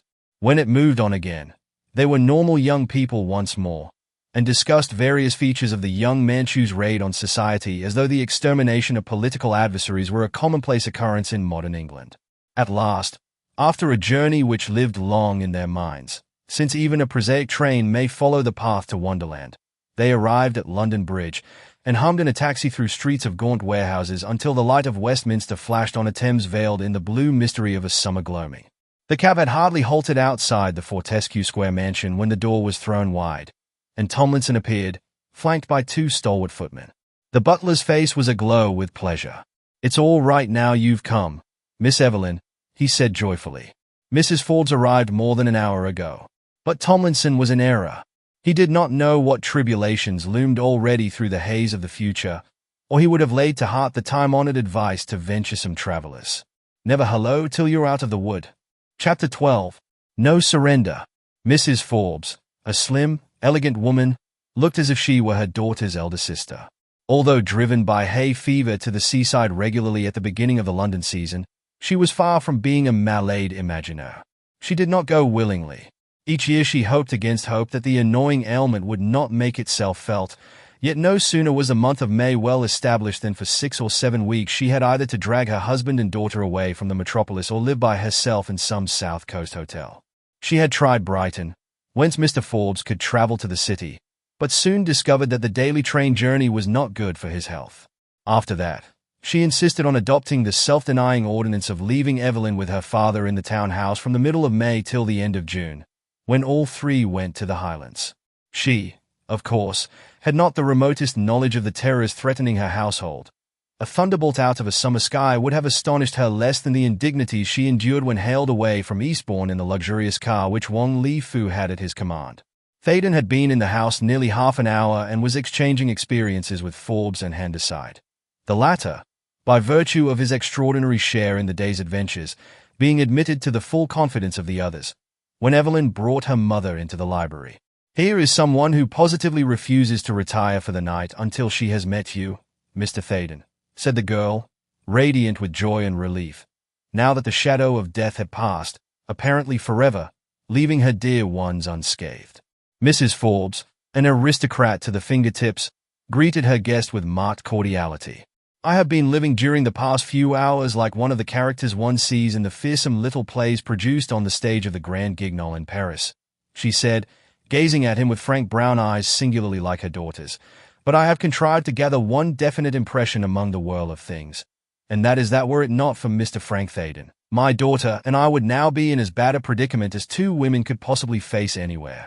I was lucky enough to be of some little use, but Mr. Handyside is the lion of today's contest," said Thaden. "I am grateful to both of you, how grateful I can never find words to tell. But Mr. Handyside rivals you in modesty, Mr. Thaden. He assured me that you were the deus ex machina, though he obtained the machine itself and rode 60 miles to rescue me from my dragon. By the way, where is the motorcyclist? What is his name?" "Jackson," put in Handyside. "He went back to Eastbourne, thought nothing of it. I fixed him all right. He's coming to London next week. I've hired him for a trip round the island." "In a sidecar," laughed Evelyn. "No, I guess we'll run to something more roomy." "Jim, dear," said Mrs. Forbes to her husband, "get Mr. Jackson's address. Our thanks to him, at least, can take a tangible form." "No, Evelyn, I'm not going to bed. I mean to sit up and talk. I want to hear everything. You men must smoke big, strong cigars, please. If I breathe tobacco smoke, I shall not fancy I want to sneeze. For one, am simply aching to hear what happened to you," said Thaden. Mrs. Forbes was equally ready to retail her trials. "When a man who resembled a tall and well-built Japanese came to me on the Downs," she said, "I really believed him to be what he said he was, assistant to an Eastbourne doctor. I never dreamed he was Chinese. Not that it mattered at all where I was concerned. Only one becomes quite accustomed to meeting well-dressed Japanese men in society, but hardly ever a Chinaman. I thought, too, I remembered his face, which is quite possible, since my husband tells me that this Wang Li Fu was once an attaché at the Chinese embassy. He spoke excellent English, with a strongly marked lisp, when he said that my daughter wished to see me at the Royal Devonshire Hotel, and that a Dr. Sinnott had sent a car for my convenience. I was mainly concerned in getting him to admit the real cause of his presence, because I naturally assumed that Evelyn had met with an accident. No sooner had the car started than he seized my wrists and gave them a queer twist, which seemed to render me powerless for a few seconds. "If you scream or resist, I hurt you. So, only very bad," he said. I was that astonished I hardly realized what was taking place before he had my wrists and ankles strapped tightly, but not painfully, and had placed a gag in my mouth. "Now, you keep quiet," he said, and showed me a horrible-looking knife, which he put on the seat between us. "If you move at all when we pass through towns," he went on, "I stick this into you very deep." Somehow, I knew that he meant to carry out his threats to the letter. At first I was more angry than hurt or even alarmed. Then I began to believe that I had fallen into the clutches of a lunatic and grew horribly afraid. I saw that we were following the London road, and it oppressed me like a dreadful sort of nightmare to be speeding through a familiar district, a countryside dotted with the houses and estates of personal friends, and be unable to stir or utter a sound. It seemed to be almost stupid to see policemen in the streets of Tunbridge Wells, one of whom gazed into our car sharply, because, I suppose, we were traveling rather fast, and feel that no one could begin to guess at my predicament. You all appreciate the fact, of course, that I knew nothing whatever of any quarrel between my husband and a faction in China. Your husband adopted the policy of the ostrich, Helena, said Forbes, grimly. It may or may not be a fable as regards ostriches. I don't know enough about them to feel certain, but it is unquestionably too often true of mankind. I believed my head was hidden and imagined the remainder of my body was safe in consequence. Now I learned that my opponents have been tracking me steadily for half a year. The one fact which stands out clearly above all others during the past 48 hours is the phenomenal range and completeness of Wang Lifu's plans. I didn't mean my comment as a reproach, dear. And Mrs. Forbes gave him a look which told plainly that these two were lovers after many years of wedded happiness. Thank God, we have all escaped, thus far. Oh, mother, laughed Evelyn nervously. You are not anticipating more horrors, are you? A few hours ago I would have scoffed at anyone who said that a handful of Chinese could tear aside our cloak of civilized security as though it were a spider's web, was the serious reply. But I have interrupted my own story. I began to think that I would be taken to some awful den in the East End, and held there till some huge sum of money was paid by way of ransom, when the car suddenly quitted the main road and bumped over a rough surface. I knew I was near Croydon, the last place I would have suspected as a brigand stronghold. Then we halted, and that wretched man lifted me out, carried me into a back room of an old-fashioned house, put me in a fairly comfortable chair, tied me in with ropes, and left me. I couldn't speak. I was looking at a blank wall and smoke-stained ceiling. I was sure then that he was after money, and began to calculate the time which must elapse before my husband would hear from him and arrange for my release. I wondered how much he would ask, 10, 20, 50,000 pounds. How much would you have paid, Jim? Mrs. Forbes took her trial so cheerfully that they all laughed. That's hardly a fair question, is it? She continued, stealing another glance at her husband. At any rate, being a banker's wife, I knew how extraordinarily difficult it would be to raise any considerable sum of gold at such a late hour, and I resigned myself to remaining a prisoner all night. Then I think I wept a little, but not for long, because I felt that they meant to keep me alive, and as I look more delicate than I really am, even a Chinaman would see that he was taking some risk by denying me food and all liberty of movement. Then, very soon, it seemed, I heard an outer door being forced off its hinges in English voices, and the door of my room was broken open, and I saw a police inspector and some constables. Hitherto I have never properly appreciated our policemen. From this day I become their most ardent admirer and enthusiastic helper. I could have gone down on my knees to those big, kind-looking men in uniform. In fact, I nearly did. When they released me, I could hardly stand. After that, Mr. Henderside came and accompanied me here, with a detective sitting next the driver, and my husband and Evelyn have told me something of the extraordinary things which have been going on in London while I was gadding about at Eastbourne. Was the detective a man named Furneaux? Inquired Thaden. Mrs. Forbes hesitated, and her husband answered for her, as he alone, among the members of the household, had met the Jersey man. No, he said. He belonged to the Croydon force, and was sent as an escort. Furneaux seems to have been swallowed alive since 3 o'clock. Everybody is inquiring for him, and no one appears to know anything about him. I wonder whether Wang Lifu is aware I have been liberated, said Mrs. Forbes. It's rather odd, is it not, that nothing has been heard from him or his gang if I was to be held a prisoner in order to extort terms. I fancy he meant to add significance to his demand for a reply by advertisement in tomorrow's Times, said Forbes. You see, Helena, he meant to carry off Evelyn as well as you. Mrs. Forbes smiled again at that. What in the world should each of us have thought if we had both been bound and gagged in that car? She cried. I know what I think, said her husband emphatically. You are going straight to bed now, and you'll take 10 grains of bromide before lying down. Evelyn, I appoint you nurse. Don't leave your mother till she is sound asleep. Mrs. Forbes rose at once. She admitted, though reluctantly, that a night's rest was necessary to steady her nerves. Ah, she sighed. I shall be so glad when all this turmoil is ended, and we are settled for the season in Sutherland. Sutherland? Inquired Henderside. Isn't that in the far north of Scotland? Yes, it would be, just as the Northumberland is in Kent. Thaden explained his friend's theory of geographical names in the British Isles, and on that lightly humorous note the ladies disappeared. When they were gone, Forbes quickly gave a sinister turn to their talk. He produced a letter from his pocket. Listen to this, he said. YM is pleased to inform James Creighton Forbes that Mrs. Forbes is a prisoner, and will remain, without food or drink and unable to move, in an empty house until YMS demands are granted. His face was white with fury while he read, and his fingers moved convulsively as if he could feel them twining around Wang Lifu's throat. The other men maintained a sympathetic silence. They understood why that ghastly message had been withheld from the cognizance of the lady who had just quitted them. "It was delivered by a messenger boy shortly before you arrived, Thaden," said Forbes, when his passion had subsided and he could trust his voice again. "Have you informed Scotland Yard?" said Thaden. "No. I dared not use the telephone. I could not leave my wife. She is far more shaken than she thinks. Ever since her return she has followed me if I even walked across the room. It was pitiful. I had to lie to her when the butler brought this infernal note. She saw it was typed, and believed my explanation that it was a mere record of an office cablegram." "Give it to me," said Thaden. "Mr. Handyside and I must leave you now. We'll take it to Scotland Yard. Mr. Winter ought to know of it. In all likelihood he is arranging to remain in the Croydon house tonight.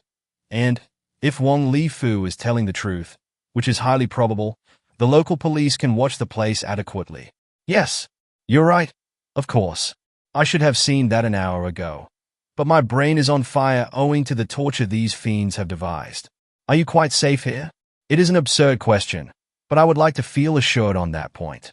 Shall I return and strengthen your guard? I'm exceedingly obliged to you, but, in addition to 2 of my servants, thoroughly trustworthy men, a detective sergeant and constable have come from Scotland Yard. They are now having supper. When the household retires for the night 2 will remain in this room, with the door open, and 2 in the butler's room, which commands the other staircase. Moreover, a constable will patrol this side of the square, and a second one the back of the premises, until long after daybreak. "Tell you what," said Handyside, when he and Thaden were in a taxi, and had made certain they were not being followed. "Tell you what, son, you've struck a bonanza in this Chinese drama." "What do you mean?" said Thaden. "Well, I guess you're the curly-haired boy where Miss Evelyn is concerned. Like most Americans, you jump at conclusions," was the ungracious reply. "And, like most Americans, I'm right nearly all the time," said Handyside dryly. "Surely one can hardly discuss such a matter." "Why not? If a proposition sounds hard, chew on it, and maybe you'll get your teeth into it somehow." Thaden nearly allowed himself to become angry. Was his hopeless admiration for Evelyn Forbes so patent that a sharp-eyed stranger could discern it after a brief hour in their company? "Millionaires' daughters marry poor men only in novels and on the stage," he said bitterly. "In real life, and in England, they take unto themselves titles and landed estates." "I guess Wang Lifu will have to round you up some more," was the cryptic answer, and Handyside forthwith plunged airily into some wholly different topic. At Scotland Yard they inquired for Furneaux, and were told he had not reported at headquarters since the early afternoon. So Thaden was introduced to another representative of the department, and handed over the typed note. The detective promised that its purport should be telephoned to Croydon without delay. When the 2 reached the embankment again, Thaden felt unaccountably tired, and was minded to take leave of his companion then and there. But Handyside placed an unerring finger on the cause of his weariness.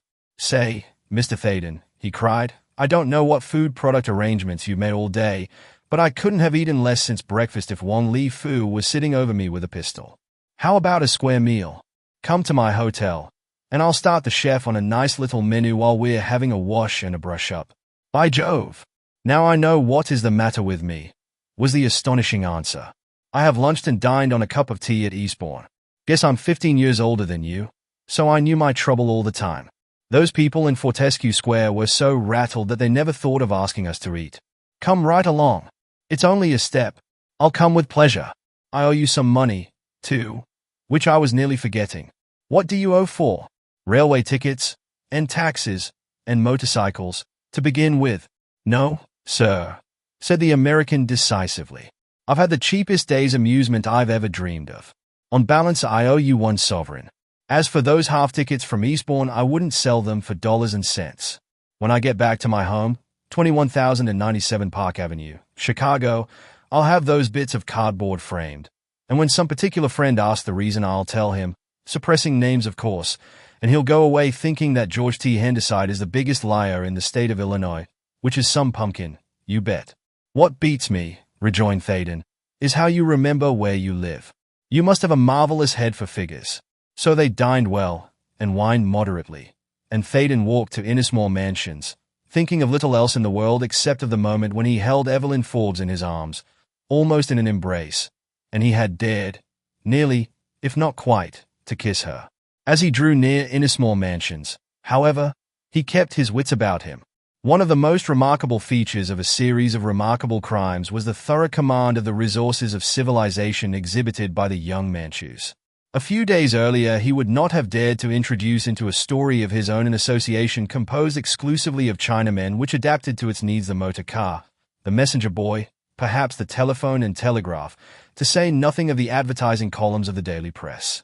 It was monstrous to imagine that a number of Orientals, marked men, every one, no matter what disguises they might adopt, should dare bid defiance to the forces of the British Constitution in order that they might wreak vengeance on those more enlightened compatriots who wished to see their country rescued from the effete control of a puppet emperor. But Phaeton was now some days older and many degrees wiser. He knew that the wildly improbable had become dogged fact, that Chinese fanaticism, tigerish in its crafty and utter cold-bloodedness, was setting at naught not only the ordinances of the law, but the brightest intellects whose duty it was to make that law respected.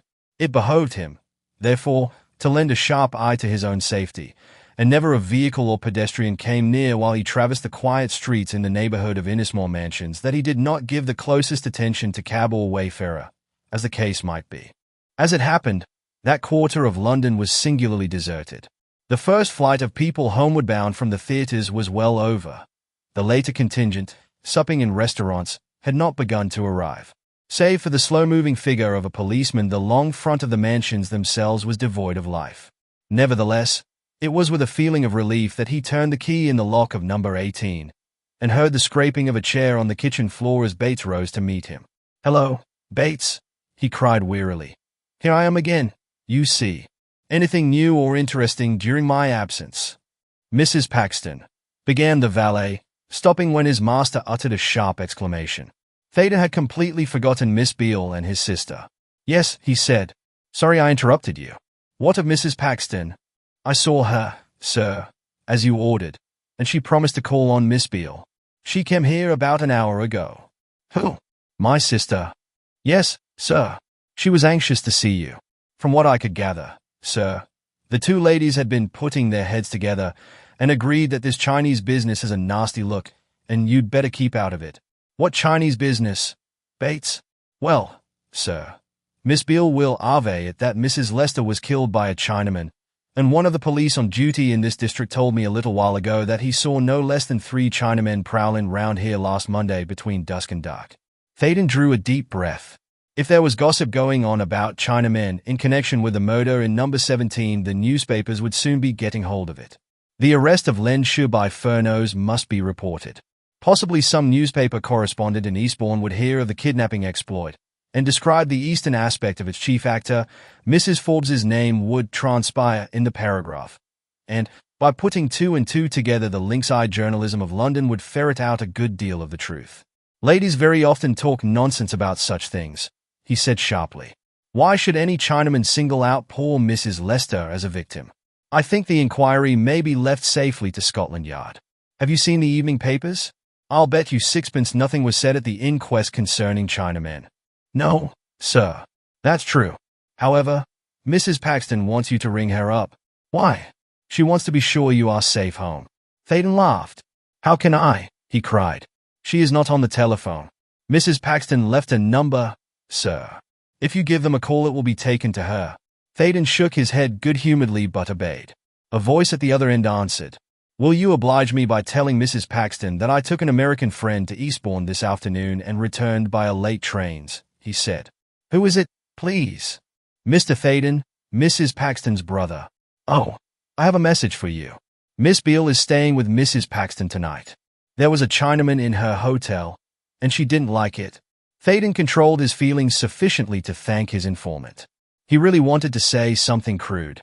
"Gad," he muttered, when he had rung off. "These women have Chinamen on the brain. Look here, Bates," he added emphatically, "I hope you won't lend an ear to this nonsense. You see no Chinamen, I supposed?" "No, sir. If you do see one, tell me, and I'll get to know his business pretty quick. Yes, sir. Any letters? 3, sir, and a small parcel. I put them on your table. Shall I get you something, sir? No, thanks. I've just had a huge supper. Good night. Good night, sir. Any orders for the morning? Let me sleep as long as I like, unless I'm wanted. Thaden entered the sitting room. He opened the letters. 2 were of no moment. The third was a request from the editor of a magazine that the copy of his article on the Forbes peace propaganda should be forwarded as speedily as practicable. What a mad world it was, to be sure. Here was an important periodical waiting impatiently for the views of the millionaire on the best means of securing peace on earth and goodwill to all men, while that same mastermind was obsessed with fear of a few Chinese bandits. Society was looking to Forbes for a promised panacea against war and its evils. Forbes himself was wondering whether bolts and locks and armed servants and policemen would protect him and his from the claws of the young Manchus. Thaden heard Bates locking and bolting the outer door of the flat with a certain thankfulness. He was thinking of the sheer impossibility of any marauder gaining access to number 18. When he opened the small parcel which the valet had spoken of, he speculated idly as to the nature of its contents, because he could not remember having ordered any article which would be contained in so tiny a package. He took out a piece of stout paper, folded twice, and a little white object fell to the table and rolled over several times, finally coming to rest with a curious suddenness. It was a small, carved, ivory skull. Chapter 13. Some new moves in the game. Thaden gazed dazedly at the skull for the best part of a minute.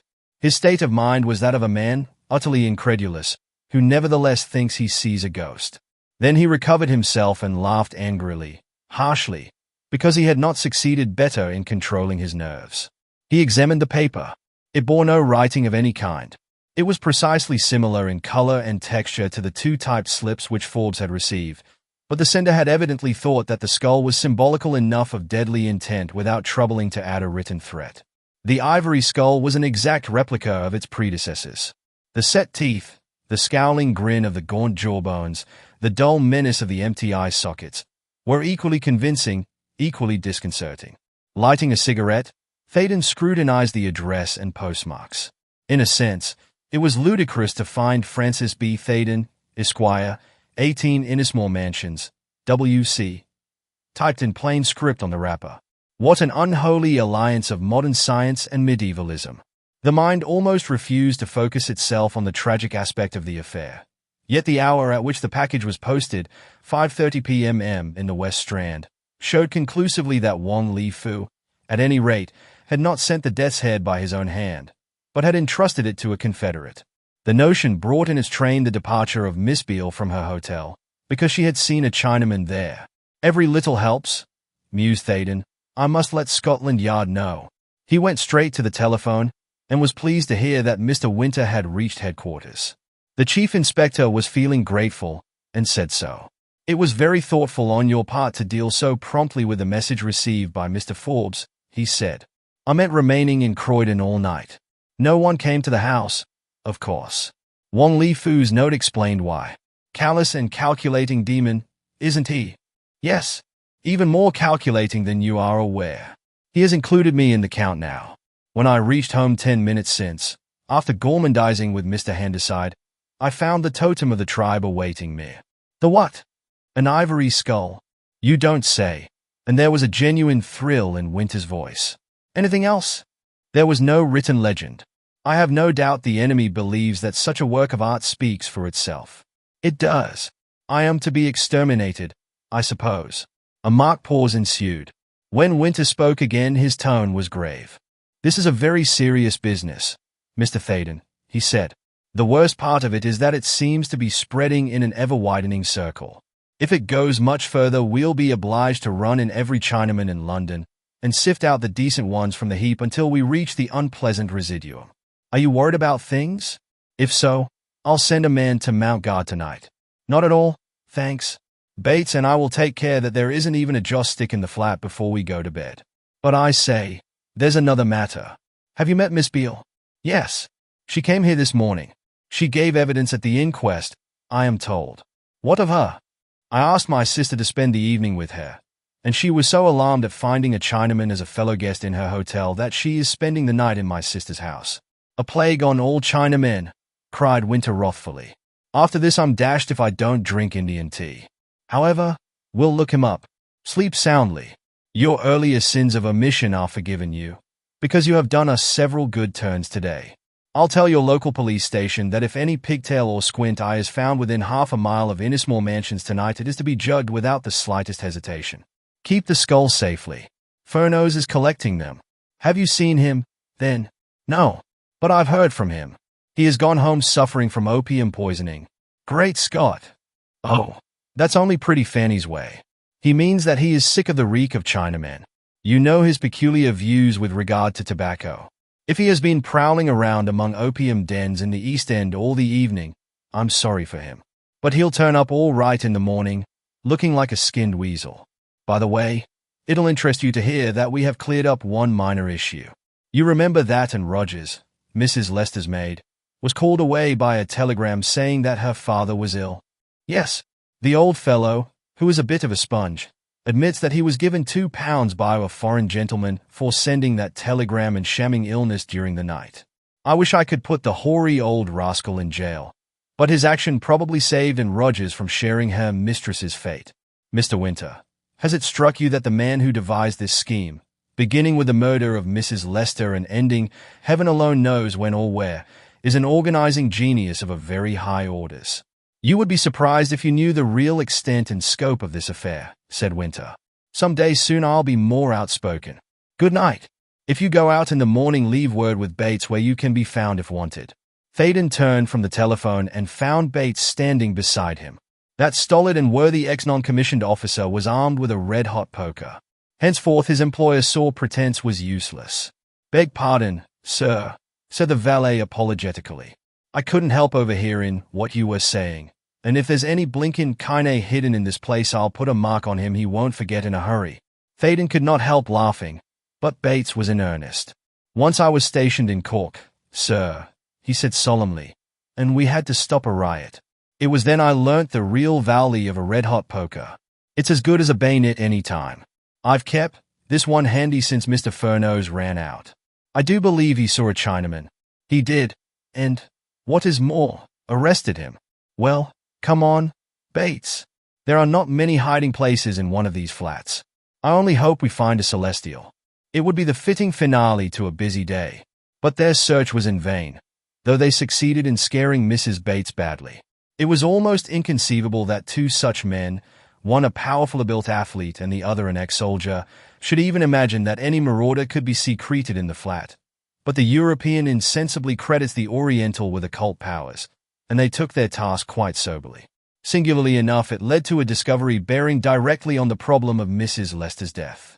Lending out of the kitchen was a narrow scullery. Here a lift, worked by a wheel on the ground level, delivered coals by the sack and other heavy parcels. Faden glanced at the sliding panel which gave access to the lift. Obviously he seldom, if ever, visited this part of his domain. Can that thing be operated only from the ground? He inquired. Oh, no, sir, said Bates. I often pull it up when I want to lower the dustbin. Can you do it now? Bates looked surprised at first, then thoughtful. Faden's words had suggested a new idea. He opened the panel, tugged vigorously at a rope, and soon the lift itself, a sort of large cupboard, open at the side, came in view. By gum, he muttered, gazing at its spacious depths, I never thought of that. You see what I'm driving at, then? Why, of course, sir. A moderate-sized man could stow away inside there and hoist himself to any floor. You'd be perfectly easy and safe as nails. 100 weight of coal is nothing to it. I think we see now at least one method whereby the man who killed Mrs. Lester could have entered the flat without her knowledge. Not a doubt about it, sir. Nearly noiseless, too. And if you heard it working you'd imagine it was meant for the flat beneath, because there's a whistle to warn us when it's coming here. They surveyed the lift in silence for a little while. Then Bates caused it to descend again, and Faden examined the rather flimsy device which fastened the panel. I'm not what you might describe as a nervous individual, he said, at last, but it wouldn't be fair to your wife and yourself, Bates, if I didn't tell you I have just received an ugly reminder that the gang which killed Mrs. Lester has a grudge against me now. Wouldn't it be a reasonable thing if we drove a couple of screws into that door tonight? Bates stroked his chin. The long-dormant spirit of combat kindled in his eye. "Better still, sir," he grinned. "Let's drive a screw into anyone who comes up in the lift." "But how?" "By tying your pistol firmly to the dresser, putting it on a hair trigger. I know how to do that, of course, and letting it plug a bullet into the right place when the panel is half open. Are we justified in taking the law into our own hands? Is anyone justified in trying to get in here and cut our throats while we're asleep, sir?" Thaden weighed the pros and cons of this thesis very carefully. He dreaded the possibility of taking a human life, even in self-defense. Yet against the wretches who had strangled Edith Lester, and coolly prepared to leave Mrs. Forbes to starve in an empty house until their revengeful scheme was perfected by full knowledge of the identity of every man in China who had assisted in the downfall of an effete monarchy, what code of conduct would apply unless it were that which holds sway in the jungle? Couldn't we contrive matters so that if the pistol were fired it need not necessarily inflict a fatal wound? He said. "Let's see what we can do, sir." And Bates set to work gleefully on the arrangements. There was not the slightest difficulty in devising an efficient means of pressing a trigger with a reduced pull by opening the door. Any schoolboy could adjust a piece of string to act unfailingly. By measuring distances and careful sighting of the pistol when fixed in position, they arrived at a line of fire which would strike a body crouched in the lift about the region of the right shoulder. Then Bates locked the scullery door, put the key in his pocket, and assured his trembling wife that she might sleep like a top, since no bloomin' Chinaman could get at her that night. Thaden himself retired soon afterwards. He was as tired as though he had been trudging steadily along country roads since daybreak. When he awoke, it was broad daylight. Around the corners of the drawn blinds in his bedroom he could see strips of golden sunshine. Glancing at a clock on the mantelpiece, he was amazed to find that the hour was 10 o'clock. So, not only had there not been a raid on the premises, but Bates had taken the overnight instructions literally, and allowed him to sleep far beyond the usual hour. He rose hurriedly, raced to the bathroom and shouted for breakfast in 15 minutes. He was splashing in his tub when the telephone bell rang, and Bates answered. Within a few seconds the valet was knocking at the door. "A Mr. Handyside has rung up, sir," was the announcement. "I think he's an American. He wants to know if there is anything doing. He said you would understand. Tell him I'm alive, and we'll call at his hotel at 11:30. "Yes, sir." When Bates brought in the breakfast, Thaden was glancing hurriedly through the morning papers. Some of them contained an allusion to the Eastbourne incident, but no names were mentioned. A reference to developments in connection with the Innismore Mansion's murder, however, caught his eye. Appended to a brief account of the inquest were the following paragraphs. "It may be taken as certain that the police are not altogether at sea as to the motive of this atrocious crime. Strange as it may seem, the victim being a young and attractive lady, living unostentatiously and taking little, if any, part in the social life of London, there is some probability that Mrs. Lester's death was the outcome of political revenge rather than an incident in an interrupted burglary. At first, every indication pointed to the act of some gal surprised by the unfortunate lady in her bedroom. But we have reason to believe that graver issues to the community at large will be revealed when Scotland Yard's inquiry is completed. It must not be forgotten that her husband died suddenly some 6 months ago in Shanghai. Oddly enough, the police are now keeping a close surveillance on Chinese quarters in London, not only in the neighborhood of the docks, but in the fashionable West. It may, or may not, be a mere coincidence that a Chinaman was arrested yesterday at St. Albans and lodged in Bow Street. There are not wanting other similar coincidences, in places so far apart as a well-known South Coast seaside resort and South Croydon. At present, the whole matter is nebulous, but striking developments may take place at any hour, and the murder of Mrs. Lester may yet figure as one of the most sensational crimes of recent years. Thaden was reading these discreet but exceedingly well-informed sentences with much care, when he noticed that Bates had closed the sitting-room door before beginning to arrange the contents of the tray on the table. Such an unusual action meant something. "Well, what is it now?" he inquired, lifting his eyes to the manservant's impassive face. "When the milkman come this morning, sir, he told me that a policeman was found lying insensible on the road outside the mansion shortly after 3 o'clock, was the answer, conveyed in a low note that suggested a matter better kept from the cognizance of Mrs. Bates. "That's a bad job for the policeman. It is nothing very remarkable otherwise," said Thaden. "But the milkman heard he was set about by 3 swells, young gentlemen in evening dress, sir, who ran away when another constable appeared. Very likely. There was a row, and the law got the worst of it. Anyhow, we were not disturbed during the night. No, sir. I was only thinking of what might have happened if the police were not on the job. Look here, Bates, and Thaden's manner was most emphatic. If you and I begin seeing shadows, we'll soon collect a fine show of Chinese ghosts. I'm astonished at you, a man who has been under fire. Sorry, sir. I thought you'd like to hear the lightest, that's all. Thaden ate a hearty breakfast, thus proving that the marvels and portents of the previous day had not begun to undermine his constitution. Finding he had time, after attending to his correspondence, to walk to Henderside's hotel in the Strand, he did so. The American was awaiting him at the end of a long, thin cigar. "Any news?" said the Chicagon, after a cheerful greeting. "Yes. The feud continues. You heard about those ivory skulls yesterday?" "Yes, sir. They reminded me of the tales of my youth." "Well, I got mine last night. Here it is." "Gee whiz." Henderside took the small object which Thaden produced from a waistcoat pocket. He examined it with minute care. "I've never crossed the Pacific," he said, after apparently satisfying himself as to the exact nature of the unpleasant token. "But one of my hobbies is the collection of ivories. In my home, 21,097 Park Avenue," interrupted Thaden. "Just so, 4 doors short of 211th Street. Well, sir, when you blow in there you'll see a roomful of curios. I'm not exactly a connoisseur, but I know enough to tell Japanese work from Chinese. This was made by a Jap. And that reminds me, you said last night that Wong Li Fu put you off your balance by a jiu-jitsu trick and handed that husky detective some, too. Very few chinks have ever even heard of jiu-jitsu. I've a notion that a bunch of Japs is mixed up in this business. Surely not. It's possible. You good people here are crazy in your treatment of the Japanese. You think they are civilized because they dress in good shape and can put up a mighty spry imitation of Western ways. But they ain't. They're the greatest menace to Europe that has yet come up on the tape. Do you believe they want China to wake up and organize before they are ready to take hold? No, sir. Anyhow, that skull was carved by a Japanese artist, and a bully good one at that. The two were standing near the fireplace of a square and spacious foyer. There were plenty of people in the place, some conversing with friends, others writing or doing business at the various bureaus. It chanced that Thaden faced the 2 swing doors which led to the street, and he was returning the bit of ivory to his pocket when, somewhat to his surprise, Furneaux entered. The detective saw him, too, of that he was quite certain, but ignored him completely.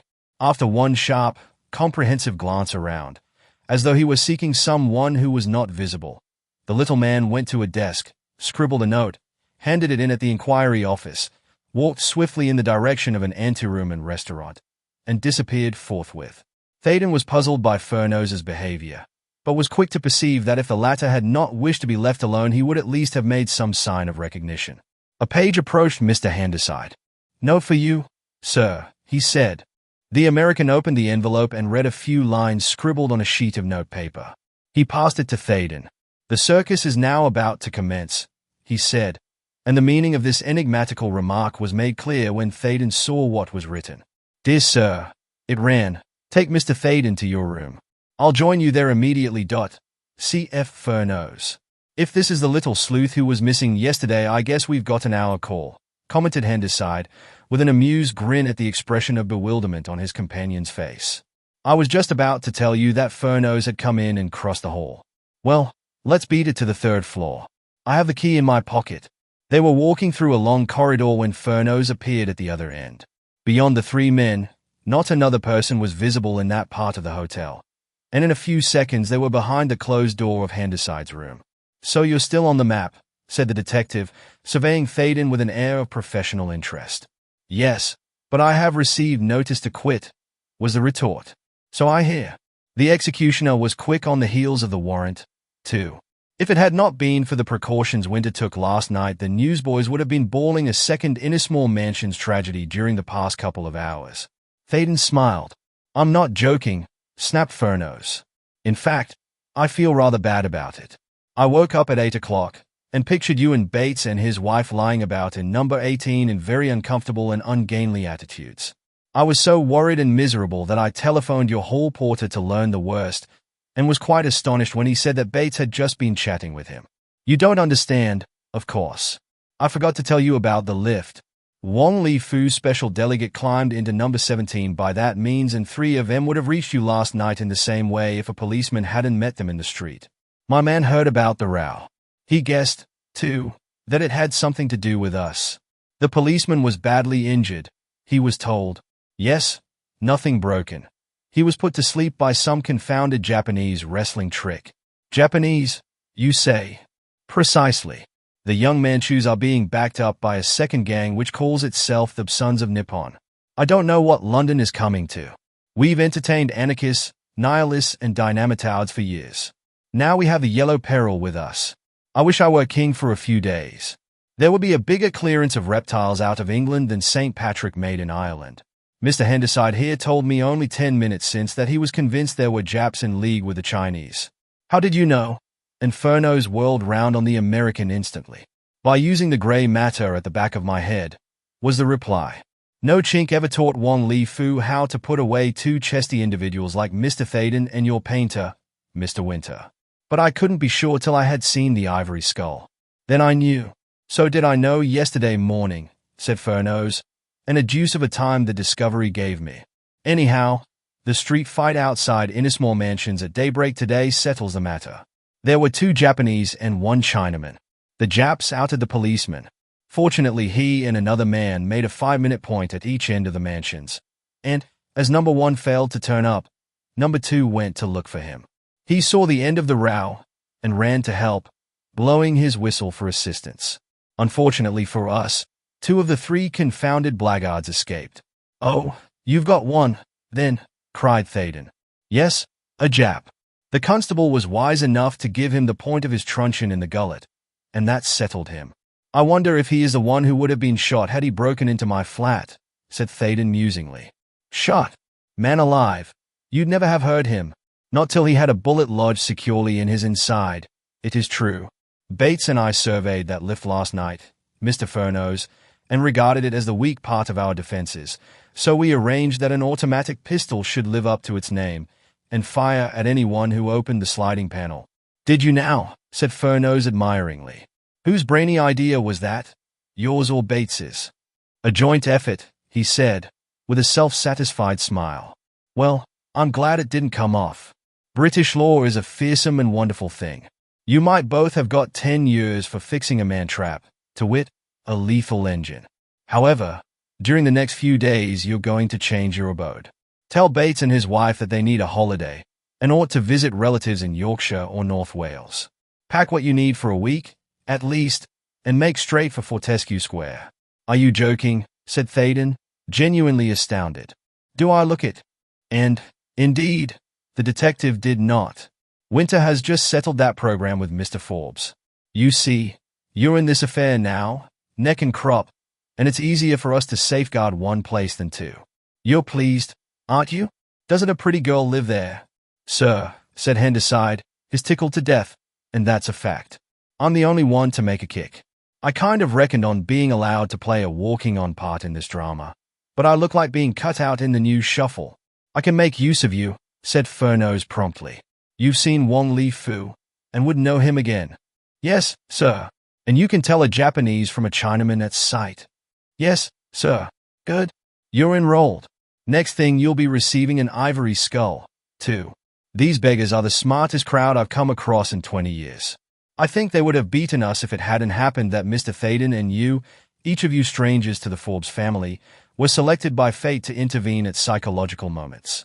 The young Manchus and their allies had the ground surveyed thoroughly. They even had us of the yard marked down. Oh, it's a plot and a half, I can assure you. And the worst thing is that the real struggle is yet ahead. All that has happened before is mere skirmishing compared with what's to come.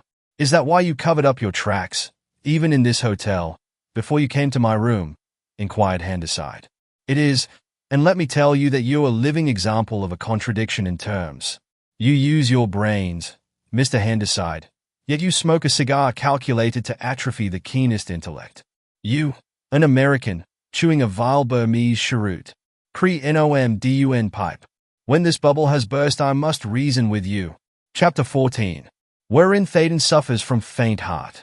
Furneaux, with that phenomenally clear mind of his, had perceived and expressed in one trenchant sentence the outstanding and almost unique feature of the tragic mystery which centered around the death of Edith Lester. Thaden's connection with either international finance or the rebirth of China was remote as that of the man in the moon. Yet he had been pitchforked by fate into an active and, indeed, dominating influence over those phases of both undertakings which were peculiar to London. Thaden mused on this element in an unprecedented situation as he sat in the taxicab which bore him swiftly to Innismore Mansions. Another quite abnormal condition was the ignorance of London with regard to the fierce struggle now being waged in its midst. On the one hand, a few Oriental fanatics, most of whom were probably less swayed by racial enthusiasm than by good payment for services rendered, were carrying out the orders of a master criminal with a sublime indifference to the laws framed by the foreign devils whom they despised. On the other were ranged the three members of the Forbes family and Thaden himself, supported by the forces of the Crown, it was true, but singularly isolated from the knowledge and sympathy of their fellow citizens. Miss Beale hardly counted. The servants in Fortescue Square shared with Bates and his wife a sort of territorial interest in the fight. When Fortune picked an occasional warrior for the fray, she chose a man from Chicago, a motorcyclist from Eastbourne, a policeman in Charing Cross Road. How portentous had been that hand raised to stem the traffic at a congested corner on the Monday night. Into what a vortex of crime and passion had it not pointed, all unknowing. If the cab in which Thaden was hurrying home from Daly's Theatre had not been delayed by the dispute between driver and policeman, he would never have known that the millionaire visited Innismore Mansions, and the subsequent course of the night's history might have left him wholly unaffected. Then his wayward thoughts took to brooding on the grey car which shadowed him from Waterloo to Fortescue Square, and again from the square to his own abode. If it held some member of the embassy staff, why had no more been heard of it? And what had Winter and Furneaux meant by hinting that far wider issues were bound up with the affair than the authorities were yet at liberty to divulge? The attack on Forbes, sinister and malevolent in its scope and purpose, was, in a sense, open warfare. But it was impossible to guess what part, if any, the official representatives of China filled in the fray. Were they active allies of Scotland Yard, or did they hold what is known in the law courts as a watching brief? He could not tell. He only knew that each successive period of 24 hours broadened the area covered by the struggle, and there, at least, he found solid backing for the little detective's demand that the threatened people should dwell under one roof. His pulses quickened at the notice that this new departure implied constant association with Evelyn Forbes. Yet, what did it avail? Why should he dream of fanning into a fiercer fury the flame of his love?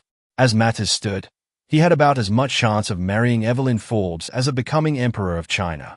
The incongruity of the situation was illustrated with cruel accuracy by the fact that he could ill afford the stoppage of his work demanded by the present trend of events. He earned what might be regarded as a good income by his pen, but his expenses were not light, and he had deemed himself fortunate the previous year when he was able to invest £100. As a matter of fact, the interest on his securities paid for his gloves and ties. Another lucky year might see him provided for life with boots and socks. He pictured himself, if he were idiot enough, when all this turmoil was ended, to pose as a suitor for Evelyn Forbes's hand, explaining his financial position to the millionaire, and wilting under the scornful amusement in those earnest, deep-seeing eyes. Phew! He grew hot at the mere notion of such folly. Little wonder, therefore, that the driver of the taxi should gaze quizzically after Thaden's alert figure as it vanished in the stairway of Innismore Mansions. Got the hump? And pretty bad, soliloquized the man. Gimme a bob over the fare, and all. So can't be stony. But Lord love a duck, you never can tell.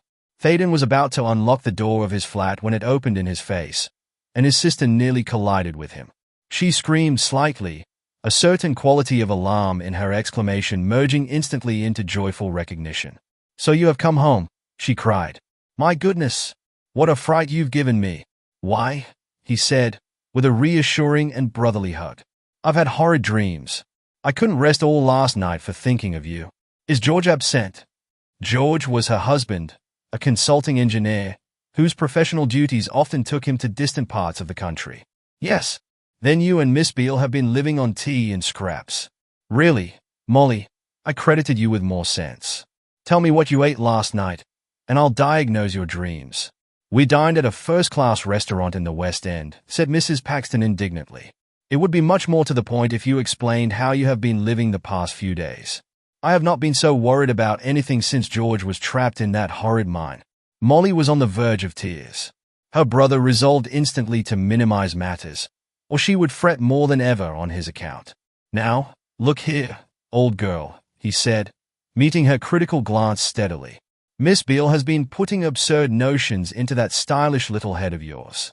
By the way, is that the latest thing in hats? It suits you admirably. Mrs. Paxton smiled, though her eyes were glistening suspiciously. You can't humbug me, Frank, so please don't try, she protested. Why are you mixed up in this dreadful business? Why are you constantly meeting detectives? Why did you rush off to Eastbourne yesterday? When did you become acquainted with this Mr. Forbes? Have you seen his daughter? Thaden was at least sufficiently well-versed in the peculiarities of the feminine temperament to know that he would be safe in answering the last question first. Yes, he said. I have seen a good deal of Miss Forbes recently. Have you ever met her? She was at the horse show last year with Lady de Winton's party. She's an awfully pretty girl, and will be worth millions, I suppose. Someone said that young de Winton was simply crazy about her, but he looks such a sloppy youth that I could hardly imagine those two getting married. Of course, there's the title. Yet a title is not everything. Young de Winton. Thaden had not even been aware hitherto of the existence of a marriageable scion of that noble house. That particular young spark has not been in evidence during the past few days at any rate, he commented, and his voice was not so nonchalant as he imagined, because Mrs. Paxton looked up quickly. Perhaps it was only idle gossip, she said. Is Miss Forbes a nice girl to talk to? She struck me as being very animated. While in the company of that undoubted oaf, de Winton. Thaden choked back something tinged with gall as he replied quietly. She could not well help being highly intelligent. Her father and mother are charming people. I was introduced to Mr. Forbes owing to a magazine commission to write an article about his interest in aviation. Now you see how promptly even the most gorgeous bubble bursts when it impinges against a solid little fact. As it happens, Mr. Forbes and I will have so much in common during the next day or two that I am now going to stay with him. I came here to pack a portmanteau. If you'll be a good little girl and listen while I'm at the telephone, you will hear all about it. The words were no sooner uttered than he wanted to recall them. It would be no easy matter to discuss Furneaux's suggestion with anyone in Fortescue Square without letting his sister into the secret that the visit was necessitated by considerations of his own personal safety. Mrs. Paxton's eyes were sparkling with a new interest. I had no idea you were on terms of such intimacy with the family, she cried. Don't tell me, Frank, that your flights have taken you to the elevated region in which millionaires' daughters figure as possible brides. Now you are making me out a Mormon. And Thaden grinned fiercely. You know what I mean. This Miss Forbes, by the way, what is her Christian name? Let me see. I think I have heard it. Doris, is it? Or Phyllis? No, I remember now. Evelyn. Oh, then, if you are so vague on that point, I suppose I must reconcile myself to owning a bachelor brother again. He shook his head at her. Ah, you women, he said. Yet I used to regard you as quite a sensible person, Molly. Now, how in the name of goodness could I possibly entertain any notion of marrying the only daughter of a man in Forbes's position? It all depends, was the illogical but crushing retort. There are plenty of millionaires' daughters whom I would not regard as good enough for my brother. And, let me tell you, the family is making progress. A little bird whispered the other day that George's name will appear in the next list of honors. He is to receive a knighthood. It was not new to Thaden to learn that his brother-in-law stood in high favor with the government, because Paxton had been appointed on 2 royal commissions with reference to mining regulations, but he affected a surprised incredulity as offering a way of escape from an inquisition which he dreaded. Dear me, he smirked. Therein he erred. His sister gave him a puzzled glance. You are not yourself today, Frank, she said dubiously. You are acting. For whose benefit? Not mine, surely. If your prospective ladyship will pardon me, I will now go to the telephone, he countered. Anything, even a mad jumble of incoherence in his talk with the Forbes household, was better than the troubled scrutiny of those clear brown eyes. Leaving the door open so that his sister could hear his side of the conversation, he rang up number 11 Fortescue Square. The butler answered. That you? Tomlinson, said Thaden. Will you ask Mr. Forbes if I am to turn up in time for afternoon tea? If it is more convenient that I should arrive later, I have lots of things to attend to. and can fill in a few hours easily. I really don't know what to say, sir, came the astounding answer. Mrs. Forbes has been shot. Great heavens. Yes, sir. She was merely looking out through the drawing-room window when someone fired at her from a passing motor car. Do you mean that she is dead? No, sir. Not quite so bad as that. The bullet struck her left shoulder. A few inches lower and it would have pierced her heart. The doctors are with her now. Some interruption took place on the line and the butler's voice ceased. Thaden, careless now as to what construction his sister might place on his words, was about to storm at the exchange for cutting the communication. He meant to say that on no consideration would he inflict the presence of a stranger at such a terrible moment, when a coldly metallic, almost harsh question reached him. That you, Thaden? Yes, he said. Forbes was speaking. I was crossing the hall, and guessed it might be you. Come as soon as you are at liberty. You will be welcome. If we are to be besieged, I want someone who will not be afraid to shoot. These policemen are too scrupulous. They saw some cursed Mongol leaning out through the window of the closed car, and could have either shot him or put a bullet so close that his aim would have been disturbed. As it was, my wife only escaped death by the mercy of Providence. She bent slightly at the very instant the would-be assassin fired, and the bullet simply lacerated her shoulder. After this, I'll defend myself and my womenfolk, but I need at least one other man whom I can trust. Will you come? I'll be with you within 20 minutes. He heard the clang of the receiver being replaced on its rest at the other end of the wire. Somehow, the sound conveyed a new determination on Forbes's part. He had his back to the wall. No matter what view the law took of his actions subsequently, he would protect his dear ones at all hazards. After that, Thaden hesitated no longer. Bates, he cried, throw into a bag such clothes as I shall need for a few days' stay in Mr. Forbes's house. When I am gone, pack your own boxes and take a week's holiday.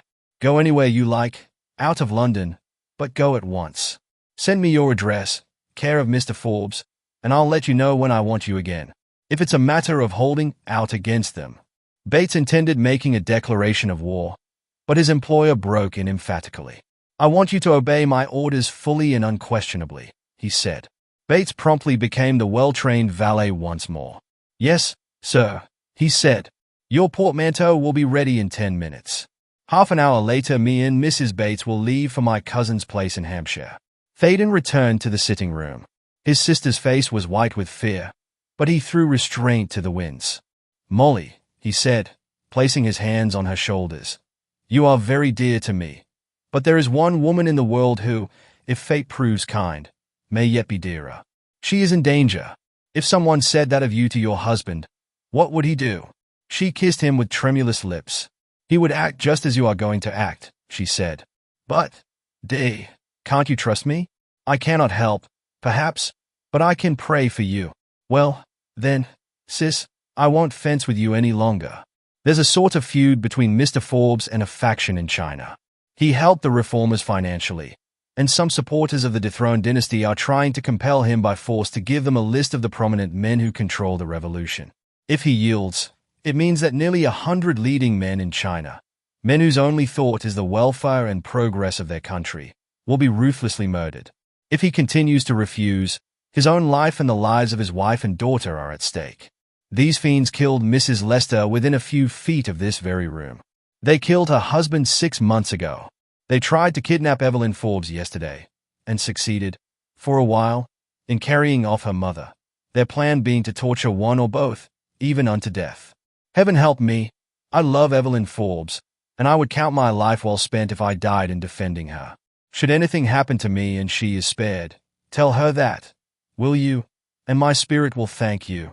We must not think of death, but of life, was the brave answer. Can I do anything? Could George assist if he were here? No, Molly. Perhaps I am exaggerating matters, though the history of this week would make strange reading if published broadcast. Indeed, I shall now urge on Mr. Forbes the advisability of sending the facts to the press. London would be stirred to its depths, and every one of its citizens would be quick to observe and report the presence of Chinamen or Japanese in the West End. Some innocent Orientals would suffer, but the police might at least be enabled to capture the pestiferous gang which has committed this latest outrage. Just think of some cold-blooded scoundrel shooting at a sweet-mannered and gentle lady like Mrs. Forbes. Surely the authorities can protect her. That is the wild absurdity of the position. Of course, you didn't hear what Mr. Forbes said. The armed detectives on duty in his house actually saw the Chinaman who fired the shot which wounded her, leaning out through the window of a closed car. But they cannot blaze away at any passerby merely because he is, or resembles, an Asiatic. What they dare not do, however, he and I will endeavor cheerfully. Bates. Yes, sir, came the cry from a bedroom. If you are packing 2 bags, put that pistol and a box of cartridges in the smaller one. Yes, sir. Mrs. Paxton at this crisis proved herself a woman of spirit. I think you're right, Frank, she said quietly. I refuse to believe that any British court of justice would blame any man for defending the lives of his wife and daughter, nor you for helping him. If the peacefully disposed Chinese residents in London wish to avoid risk, let them keep away from number 11. Fortescue Square. May I come with you? You, Molly? He looked at her with troubled eyes. For the moment, such was the fire in his brain, he did not understand. She laughed gallantly. I don't mean as one of the garrison, she said. May I not make the acquaintance of these people? Sometimes, the mere knowledge that others are aware of one's troubles and sympathize with one is comforting. Miss Beale is not expecting me till tea time. I told her I might lunch with you. Indeed, I promised to call at her hotel for her letters, and that is halfway on your road. You're a brick, Molly, said her brother. I do believe Evelyn Forbes will be glad to see you. The most amazing thing about this affair is that none of the many friends Mr. and Mrs. Forbes and their daughter must possess in London has the slightest inkling of the truth. I suppose the servants are instructed to tell ordinary callers that the various members of the family are out, or some of them indisposed, or something of the sort. But come along. I hear Bates banging my belongings into the passage. I'm in a fever to be there and taking part in the row. Soon they were seated in a taxi and speeding to Smith's Hotel, Jermyn Street. Have you invited Miss Beale to reside with you while she is in London, sis? Said Thaden, allowing his thoughts to dwell for a moment on the less tragic side of events. Yes. What else could I do? Poor thing, she was terrified at the notion of sleeping under the same roof as a Chinaman. I don't blame her, but there's a certain element of risk for you, Molly. Oh, bother. Don't tell me that a few Chinamen can threaten all London. Yet even the valiant-hearted Mrs. Paxton yielded to the haunting terror of the bandits when the taxi drew in behind a grey car already standing at the curb outside Smith's Hotel, and her brother grasped her wrist in sudden warning. Sit still, he said. Now we may get on the track of some of the gang. That is the car which followed me on Monday night. His sister, of course, did not understand. She had heard nothing of the pursuit and its curious sequel. Do you mean it is one of the cars which these men use? She whispered breathlessly. Yes. I'll explain later. But what impudence! The scoundrels have not even changed the number plate. Unquestionably, the number of the grey Landaulet now within a few feet of them was XY1314. Thaden stooped, opened a dressing case lying at his feet, and took out the automatic pistol placed there by Bates. He put it in the right-hand pocket of his coat. Now, I'll reconnoiter, he said, and opened the door. The taxi driver was already gazing curiously in at his fares, wondering why one or both did not alight. Be ready to start the instant I want you, said Thaden to the man, and he strolled past the grey car, with every sense alert, every muscle braced. If Wang Li Fu were seated inside, he would cover him with the pistol and hold him there until the police came, or shoot him dead if he offered any resistance. Fortunately, therefore, all things considered, the interior of the car was absolutely empty, save for a copy of the Times on the back seat. Even the presence of the newspaper was significant. In that issue should have appeared Forbes's reply to YM, which Furneaux had suppressed as unnecessary. There was a chauffeur at the wheel, no Chinaman, but a tightly buttoned and black-legged young Englishman. In fact, the real thing in chauffeurs. Whose car is this? Demanded Thaden. It belongs to the Chinese embassy, sir, said the man, answering civilly enough, but not unnaturally showing some surprise at the curt question. Are you waiting here for some official of the embassy? Went on Thaden. Not exactly, sir. Some friends of His Excellency. The man glanced toward the door of the hotel. Here they are now, he added. Thaden turned. 2 Chinamen, sedate, pigtailed persons, were descending the steps. With them was Furneaux. One of the Orientals gave Thaden a rather sharp glance, having noticed, apparently, that he was conversing with the chauffeur, But Furneaux, after a stonily indifferent stare, said to the second Chinaman, in plain English, "Do you mind dropping me at Scotland Yard?" "With pleasure," was the composed reply. The three entered, and the grey car made off, leaving Thaden to gaze blankly after it. His sister, though badly scared at first, quickly recovered her self-possession. She even made a joke of the incident. "As an anticlimax, Frank, that is the best thing of its kind you have ever brought off," she tittered. Chapter 15. Forceful Tactics. Though a prey to that most burthensome of cares, the uneasy consciousness of an impalpable yet ever-threatening evil, Thaden was not blind to the humorous element in the present situation. Mrs. Paxton, of course, did not know who the little man accompanying the Chinamen was. She had seen her brother stalk the motor car and its presumed occupants in the most approved melodramatic fashion, and could not help noticing his complete discomfiture. Naturally, she imagined he had encountered a pair of perfectly harmless citizens of the Middle Kingdom, and, being one of those happy beings more readily swayed to laughter than to tears, rallied him upon an apparent blunder. "Never before have I discovered a neurotic streak in you, Frank," she said, after she had obtained a couple of letters from Miss Beale, and they were en route again. "Come now, confess. If Evelyn Forbes, or, let me see, is it Phyllis or Doris? No, Evelyn.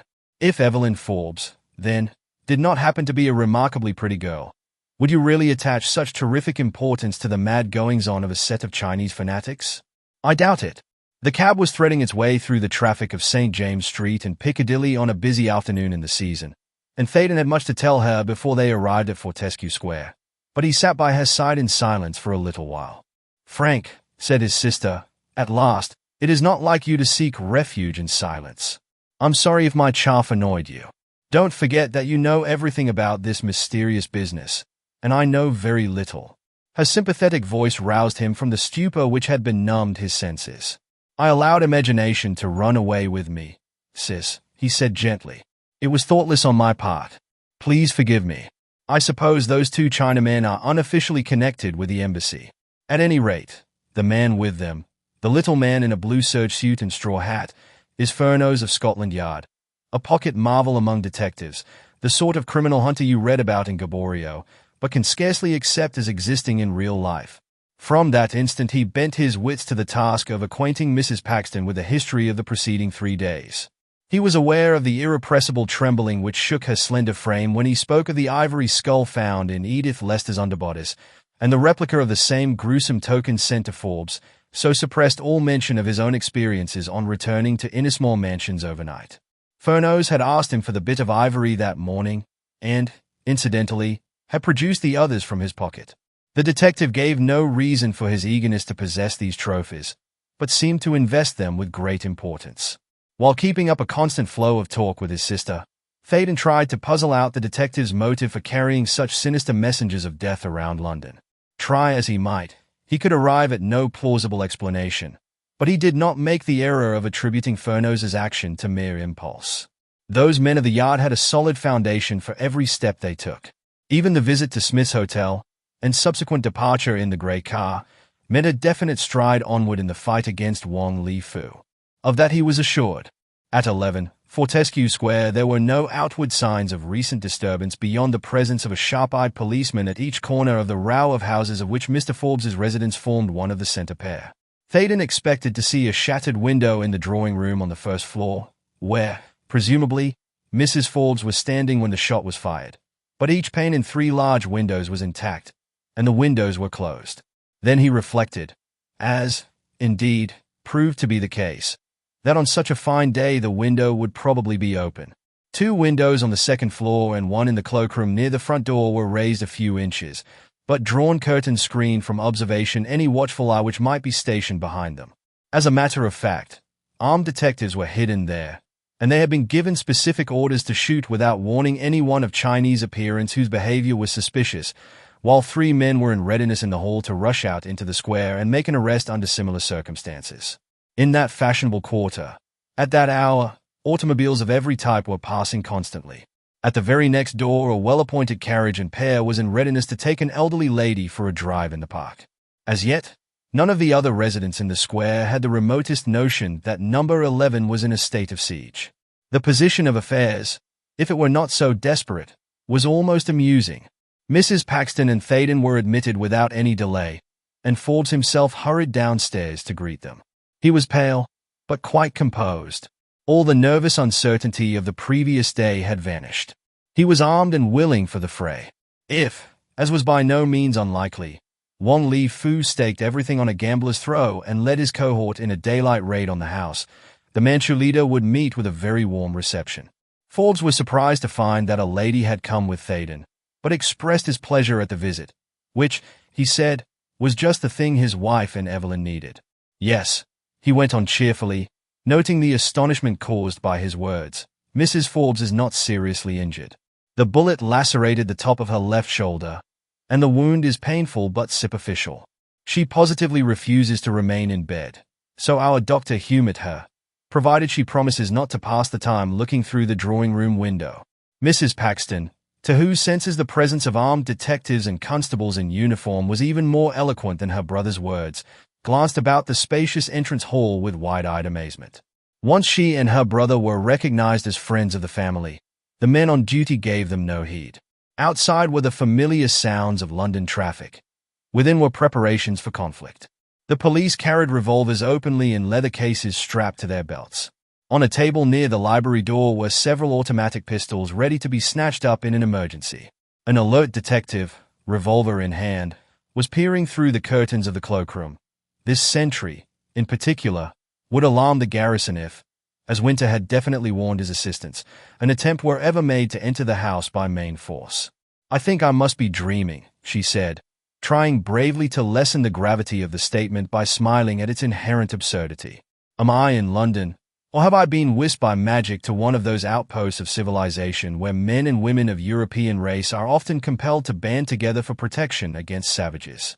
One reads of such things comfortably while dawdling over breakfast, and one wonders idly why people go to such places. But that something of the sort could happen in London. Why, it is simply fantastic. It is unpleasantly real, for all that, Mrs. Paxton," said Forbes, leading the way up the stairs. "What else can we do? If the authorities surrounded the house with a cordon of soldiers, London would be in an uproar. We want to avoid that, at all costs. I have been in communication with the Home Office, and am advised that, if we decide to put up with the inconvenience, it is better, and actually less risky, to hold out here than seek safety by flight. I understand that Scotland Yard is not losing an unnecessary minute, but there are obvious difficulties in the way of decisive action. It is considered worse than useless to effect isolated arrests, as these tend only to put the other members of the gang on their guard. The chief inspector tells me that he had some hope of being able to make a big haul tonight. The principal drawback is the language bar. Chinese interpreters are few and far between in London, and those who do exist, in the East End, for instance, have long since lost any useful acquaintance with events in their own country. This is a political matter, you understand, and must be fought out on political lines. Strange as it may sound in your ears, the cause of Chinese freedom is at issue in this very house. If Wang Li Fu could secure a list of names now locked in a bureau in my library, the Constitutional Party in China would perish forthwith for want of leaders. But he won't get it. Thanks to your brother, Mrs. Paxton, his deadliest attack failed yesterday. For today's accident we have ourselves to blame. We did not even suspect that his malignity would take the form of shooting the first person who chanced to look out of a window. He had halted at the top of the broad staircase while making that stirring declaration of war. "Pardon my outspokenness," he said, sinking his voice to a lower tone. "I don't want to frighten my wife on my own account. She believes now that the police are hunting these scoundrels in every hole and corner of London. In a sense, that is true, but we never know the moment some extraordinary action may be taken, so we remain constantly on the qui-vive." He heard the telephone ring beneath, and turned quickly. "I may be wanted," he said. "I'll join you presently. There is my wife's boudoir," and he pointed to a door. "Take Mrs. Paxton in, Thaden. Mrs. Forbes and Evelyn will be glad of your company." Thaden knocked, and heard Evelyn's voice bidding him enter.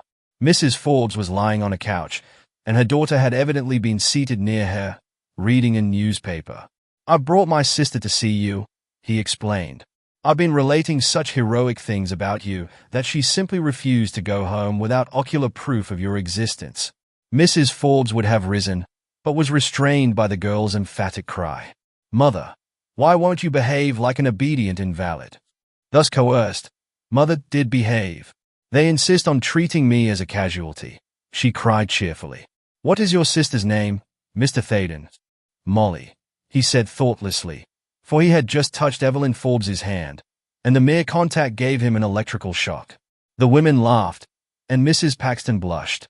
"Molly Paxton, at any rate," she said, realizing at once that her brother had completely lost all self-possession at sight of his divinity. "Now, as you are going to stay here, Frank, you shall give me the full measure of the few minutes I can spare, so go and talk over your adventures with Mr. Forbes while I gossip with the prisoners." Thaden saw that his tactful sister had struck the right note. She might be trusted to make herself eminently agreeable. Her bright, smiling manner had already created a good impression, and a lively chat with one who had not passed through the vicissitudes which beset the Forbes family would be an excellent tonic. "Before I efface myself, may I be allowed to congratulate Mrs. Forbes on her escape?" he said, halting at the door. "Yes, you may," replied the older lady. "And, just to show that I am convalescent, kindly tell Tomlinson that I am coming down to luncheon, and that Mrs. Paxton will join us." Forbes was leaving the telephone when Thaden regained the hall and explained that he had been dismissed from the feminine conclave upstairs. The millionaire closed the door and motioned his companion to a chair. "How long will it be before London wakes up to the knowledge of what is going on in its midst?" he said. "Is there anything in the newspapers? I have had no time to read. I passed a rather sleepless night, so did not rise until a late hour." Then Helen was fired at. "I need hardly tell you that my time has been fully occupied since." Thaden gave a resume of the paragraph which had appeared in at least one of the morning journals, and admitted that some inkling of the truth was bound to gain publicity during the next few hours. "I cannot understand why it is the reporters are not here by the score already," he went on. "Some passerby must have seen or heard the shooting. A pistol cannot be fired in a quiet square like this without attracting general attention." "That is the extraordinary part of it," said Forbes, smiling grimly. "People heard the noise, of course, but came to the conclusion that a cylinder in the car had backfired. That was the view taken by two policemen on duty within a few yards of the house. A detective stationed in the cloakroom actually saw the man raising the weapon.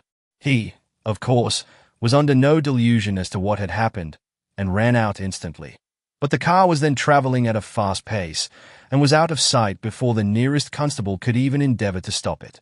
Anyhow, what was the man to do? We cannot expect that he would whip out a revolver, if he carries one, and blaze away indiscriminately at car and occupants if the chauffeur refused to pull up. Really, Thaden, Wong Li-Fu has perplexed the authorities more than any desperado known to this generation. He is aware that his hostage has escaped from Croydon, so he calmly drives past my house, knowing full well that it is efficiently guarded, and fires a pot shot at the first person seen through one of the windows. The man whom I have spoken to over the telephone shares that opinion. He is one of the legal advisors of the Home Office.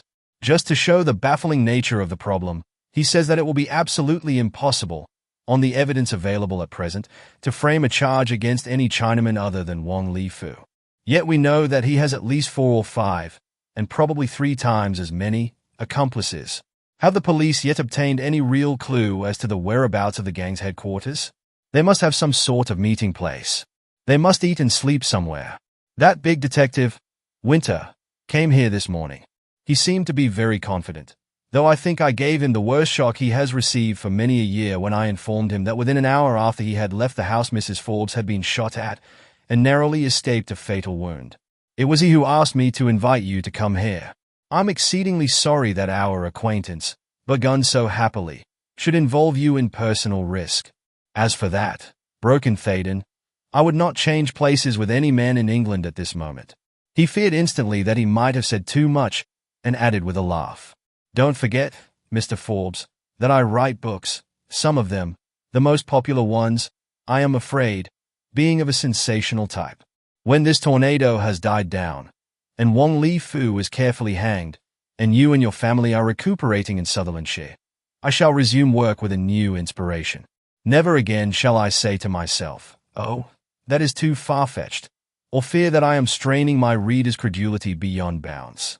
If a small gang of Chinamen and Japanese can hold up London, bamboozle the best men in Scotland Yard, and keep a man of your position a prisoner in his own house, I need have no fear of adopting any situation my fertile brain can evolve, because 4 days ago I would have scoffed at the things which have actually happened as quite impossible and therefore unbelievable. Japanese, you say? Why do you mention Japanese? The American, Mr. Handyside, tells me the skulls are of Japanese workmanship. He argues also that the wrestling tricks of which Winter and I, and Mrs. Forbes in lesser degree, have had some experience, are Japanese. More than that, a Jap was arrested outside my place early this morning.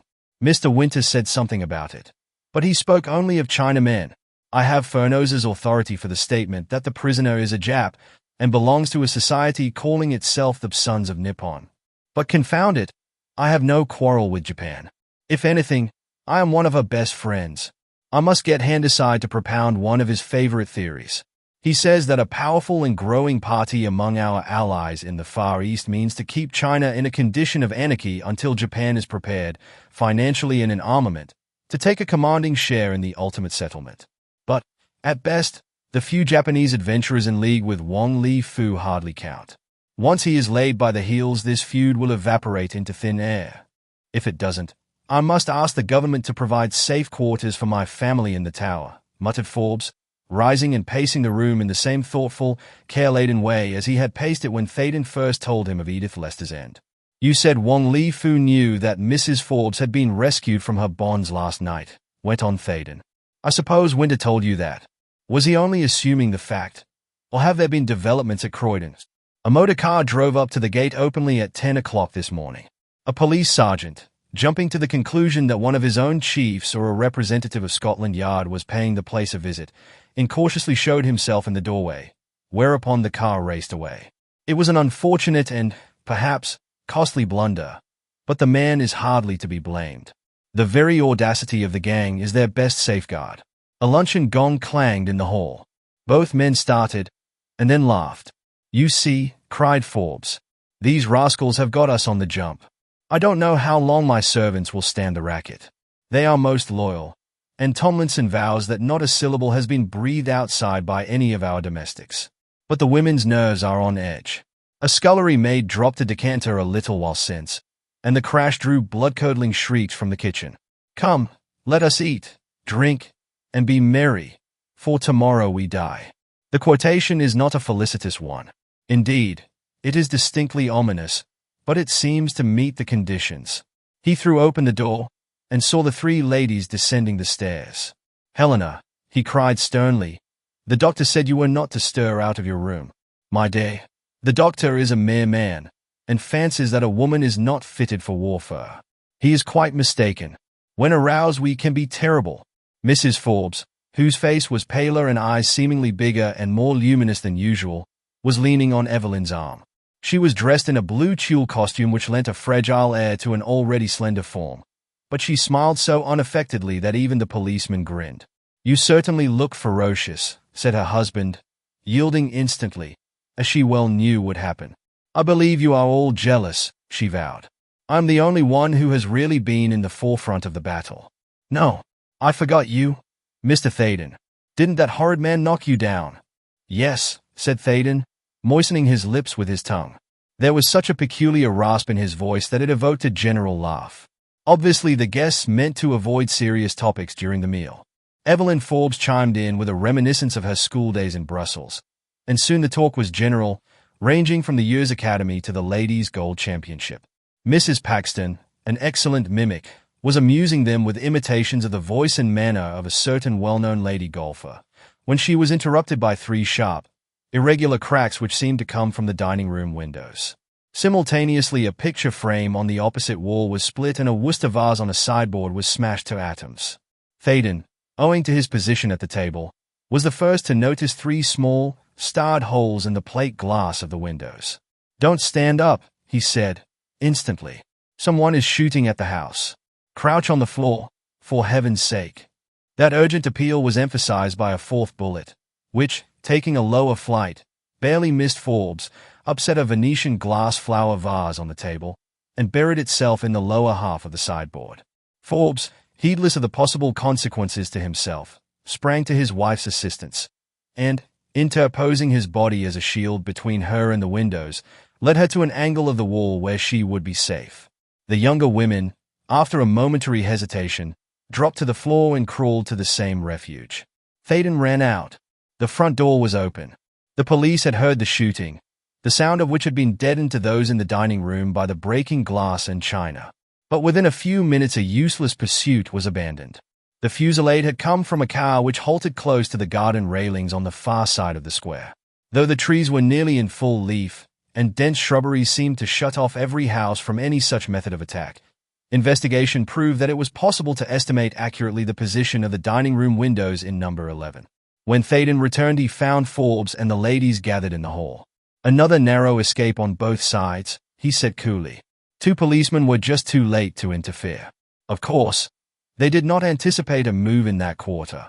Have the enemy made off in a car, said Mrs. Forbes. Yes. A constable in a taxi is trying to follow them. Well, then, let us finish our luncheon. I had hardly touched my cutlet. By Jove, Helena, that doctor of ours was decidedly in error, cried her husband. You're right. If we're besieged, we must carry ourselves according to the code. Mrs. Paxton, I hope it won't disturb you if a shell bursts before coffee is served. Thaden glanced through a window before resuming his seat. That volley has done things, he announced. London is stirring at last. There's a crowd in front of the house, and a short, fat man is explaining the procedure. Prepare now to receive the press in battalions. Chapter 16, wherein unexpected allies appear. Although, as shall be seen, the final and complete defeat and extinction of the London section of the Young Manchus were directly due to forces set in motion by Furneaux, it was Winter's painstaking way of covering the ground that unearthed the fraternity's meeting place, and thus brought matters to a head speedily. For the rest, events followed their own course, and great would have been the fame of the prophet who predicted that course accurately. In later days, when more ample knowledge was available, it was a debatable point whether or not the inmates of number 11 Fortescue Square were saved from an almost maniacal vengeance by the fact that a crisis was precipitated. Winter maintained stoutly that the police must triumph in the long run, whereas Furneaux held, with even greater tenacity, that although the gang would undoubtedly be broken up, that much desired end might have been attained after, and not before, a dire tragedy occurred in the Forbes household. The pros and cons of the argument were equally numerous and weighty. They cannot be marshaled here. Each man and woman who reads this record will probably form an emphatic opinion tending toward the one side or the other. All that a veracious chronicler can accomplish is to set forth a plain tale of events in their proper sequence, and leave the ultimate verdict to individual judgment. Winter was a hard-headed, broad-minded official, whose long and wide experience enabled him to estimate at their true value the far-reaching powers of the state as opposed to the machinations of a few determined outlaws. On the other hand, the amazing facility with which Furneaux could enter into the twists and turns of the criminal mind entitles his matured views to much respect. At any rate, this is what happened. Winter was sitting in his office, smoking a fat cigar, and wading through reports brought in by subordinates concerning every opium den and Chinese boarding house in the East End, when Furneaux entered. Any luck? Inquired the chief, laying aside one document which seemed to merit fuller inquiry. It described a club much frequented by Chinese residents in London, men of a higher class than the sailors and firemen brought to the port by ships trading with the Far East, and an outstanding feature of the Young Manchus' operations was the intelligent grasp of the ways and means of modern civilized life these filibusters exhibited. "SOSO," squeaked Furneaux. He flung himself into a big armchair, curled up in it like an animated Buddha, and extracted one of the 3 ivory skulls from a waistcoat pocket. "If you could only speak, you image of evil," he muttered. "You're not so dead that you cannot work mischief. Why the deuce, then, can't you mouth your incantations? Then we would listen and learn." Winter, still sorting his papers, cocked the cigar inquisitively on one side of his mouth. "Oh, I have ascertained a lot about the inner politics of China," mumbled Furneaux, irritably, gazing fixedly at the skull after one quick glance of his colleague. "Every little helps, of course. I have met some Chinamen this morning who would cheerfully plunge Wong Li Fu into a cauldron of boiling oil, and stir him round with a long stick when he was in it. One man, quite an important personage in the jute line, has lost a brother and a brother-in-law, the one in Canton, the other in Pekin, and he lays both deaths at the door of the redoubtable Wong. Another, the fellow who chanced to take up his quarters at Smith's Hotel, is a delegate sent here specially to hunt out Wong and destroy him. I asked him how he meant to set about it, but his scheme is vague. He's an opportunist of the first water. Me Cat Chi and Killy Wong Li Fu one time was his best effort. I'm going to confront Len Shu with these two in Bow Street. They may worm something out of him, but will they own up if they do? Dashed if I know. The Oriental mind is on a par with their blessed language. It has 3,000 ways of expressing one idea, and not one of them is our way. Has Thaden gone to Fortescue Square? I suppose so. He turned up in German Street, outside Smith's Hotel, if you please, with a lady in a taxi. A lady? Miss Beale? No, his sister, judging from the family likeness. His eyes grew goggled like yours when he saw the grey car. Didn't you explain matters? Not I gave him the cut direct. My Chinamen are shy birds, and I daren't flutter them by letting them think there are too many foreign devils mixed up in the business. My London Chinaman was the brainy person who got the embassy busy when Mrs. Lester's death was announced. He saw Wong Li Fu's hand in that from the first moment. Oddly enough, though he and a man from the embassy followed Thaden from Waterloo to Forbes's place on Tuesday night, and again to Innismore Mansions, he didn't recognize him today. Or perhaps he did. I don't know. Talk about the impassive Red Indian. A thoroughbred chink would give a Pawnee chief one glass eye and a coat of paint, and then beat him hollow at the haughty indifference game. My, said Winter admiringly, you've got your tongue loose today. Well, here's an item which should prove useful. Whitechapel thinks we may find a young Manchu or two among that collection, and he threw an official memorandum across the table. Furneaux re-pocketed the skull and was gazing moodily at the report, when a uniformed constable announced that a boy messenger wished to see a detective with regard to the typed letter delivered at Mr. Forbes's house on Wednesday evening. Show him up, said the chief, and a smart-looking boy, wearing the familiar uniform of his corps, was brought in. He glanced around inquiringly. Oh, you're the gentleman who came to our Piccadilly office, he said to Winter. Yes. Well, sir, I haven't very much to tell you, but it was I who took the letter to Fortescue Square. I saw the sender, a foreign-looking gentleman. He was, with funny eyes, and I think I spotted him again this afternoon. He was coming out of a house in Charlotte Street. Are you sure? Demanded Winter, quickly. He was awful like the man who engaged me, sir, and dressed the same way. Did you notice the number of the house? Yes, sir. Number 412. Quite certain about that. Yes, sir. Good boy. If your information is of any service, I'll take care you are not forgotten. The boy saluted and went out. We must look up number 412, said Winter, quietly. But there was a ring of genuine satisfaction in his voice, because the clue promised well, and it was a complete justification of the straightforward method he adopted in every inquiry, whereas Furneaux invariably preferred an abstruse theory to a definite piece of evidence. The Jersey man's face had wrinkled as a preliminary to some sarcastic comment on what he termed the handcuff way of reasoning, when the telephone bell rang. Winter answered, and at once his self-possessed air fled. Indeed, it was a very angry man who listened, because a subordinate was telephoning from Fortescue Square a full account of the shooting outrage. The chief gave a few curt instructions as to securing the adequate cooperation of the local police, who should take measures to render any repetition of such daring tactics absolutely impossible. No one was injured, you say, he added. No, sir. Were the ladies very much frightened? They've gone back to finish luncheon, sir. Good. Evidently they're all of the right breed. You can tell them I said so, if you like. Assure Mr. Forbes that every care will be taken to protect his house in future. See that strong patrols occupy every point from which a gun can be aimed at any window, even the attics, in number 11. Phone me again when you have discussed matters with the district superintendent. The receiver clanged back into its hook. Winter had not foreseen this latest move. Sheer impudence, he termed it. More bullets? Inquired Furneaux laconically. Yes. A long-range attack from across the square. 4 shots lodged in dining room. No one hurt, and no one arrested. Not a soul. James, said the little man solemnly. Wong Li Fu is making us a laughingstock. Are you aware that the newspapers will get on our track now? Can't you see the headlines? Another Sydney Street. Chinese pirates busy in London. Scotland Yard outwitted. By this time tomorrow, the commissioner will be suggesting that you and I ought to think about retiring on pensions. Winter jumped up, overturning a chair in his haste. Come, he said. If that Chinaman in Bow Street won't speak, I'll torture him. What of the other fellow who was caught near Innismore Mansions? He's a Jap. He knows nothing. He was hired for the job, to put any interfering Bobby to sleep. The chief inspector angrily bundled some papers into a drawer and threw away his cigar, which he had allowed to go out.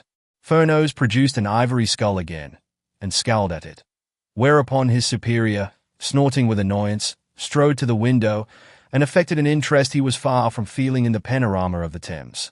And thus they passed a harmonious quarter of an hour, which came to an end with the appearance of an attendant to announce the arrival of two Chinese gentlemen to see Mr. Furneaux. They went down in the elevator without exchanging a word. At the entrance stood the grey car, in which the Chinamen were already seated.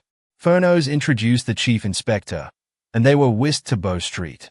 There in a cell they found Len Shi, a somewhat sullen-looking man whose European chauffeur's livery seemed curiously raffish and unsuitable when contrasted with the more picturesque if sober-hued garments worn by his fellow countrymen.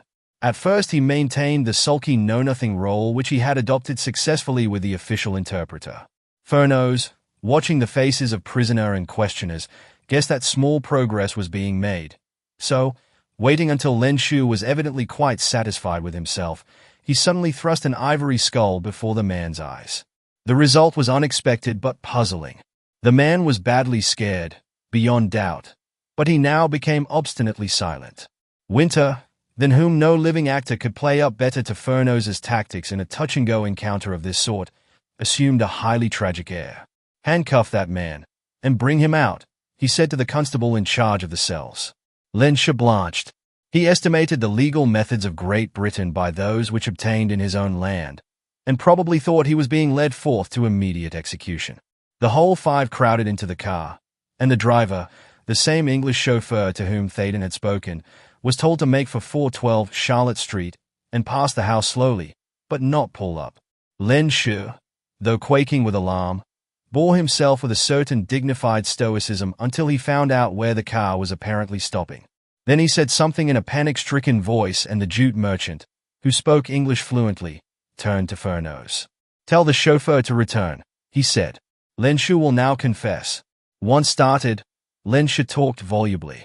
The others merely put in a question now and then, and the detectives curbed their impatience as best they might until Len Shi was safely lodged in Bow Street again. Then Winter led his Chinese helpers into an inner office and closed the door. "Well," he said, addressing the jute merchant. The other Chinamen had very little English and could not maintain a conversation.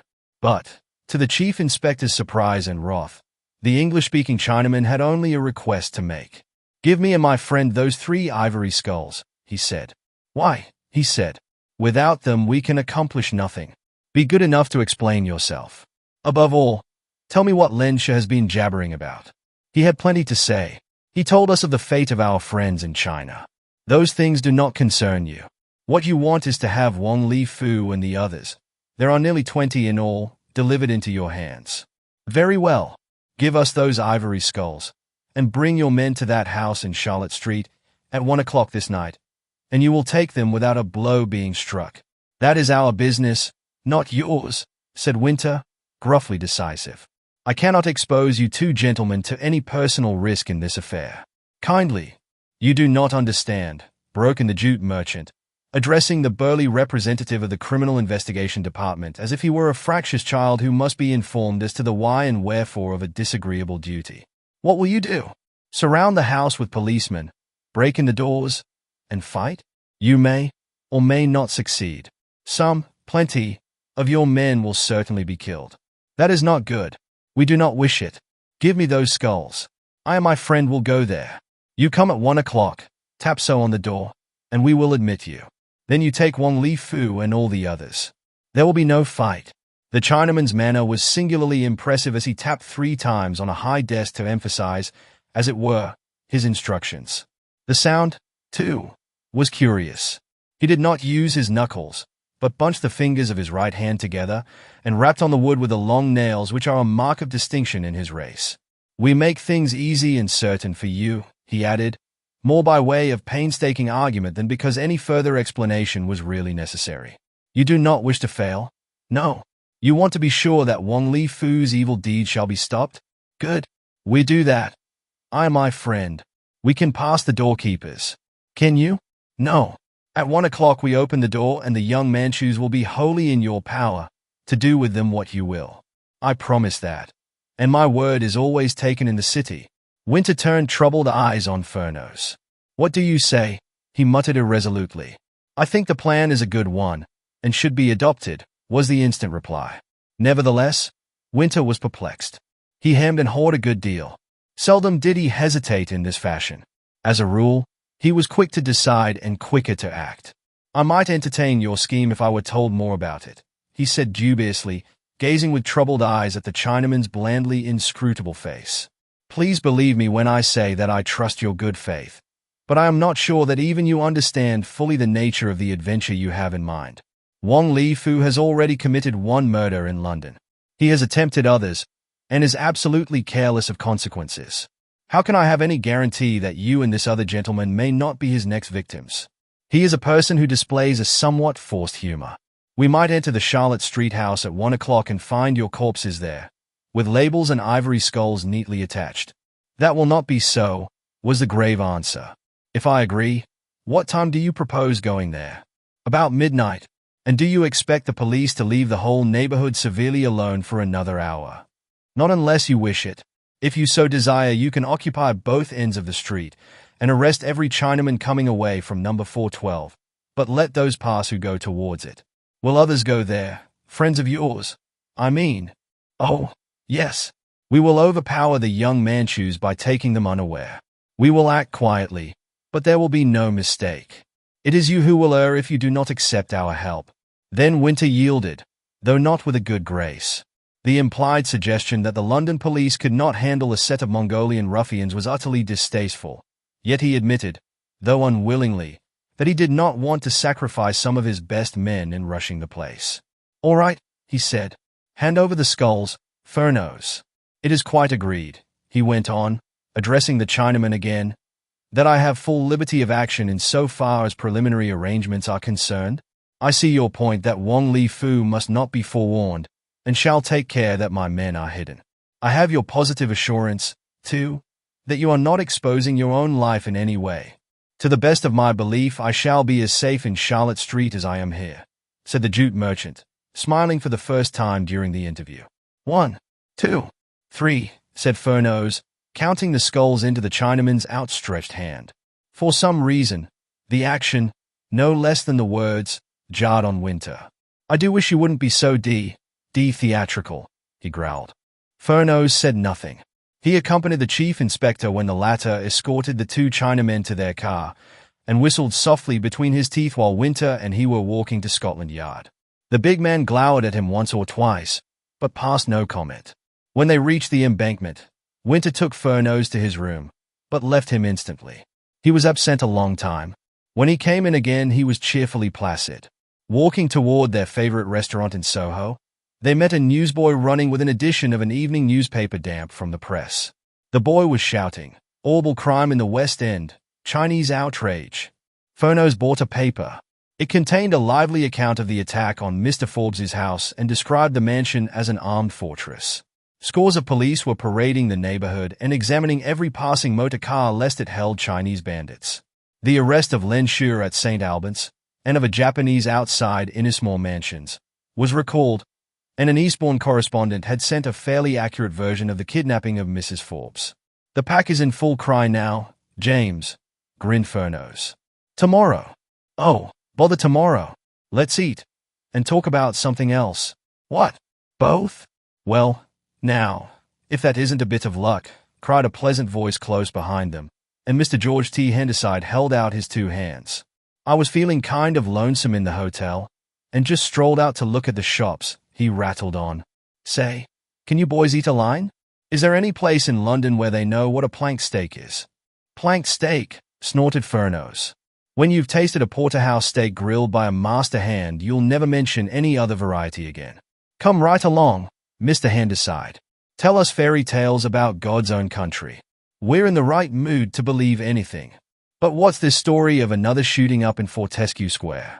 Is it true? Then Furneaux dug him in the ribs. This isn't the wild and woolly West, he said. This is London, sir. Poor, old, played out London, whose beefy citizens do nothing but eat, talk cricket or golf, and sleep. If you credit the newspapers, you'll never get us in the right perspective. Another newspaper boy raced past, bawling loudly. All a flam, is it? Said the American quizzically. No, said Winter. It's the truth, and less than the truth. Let's hunt that steak, and we'll season the dish for you.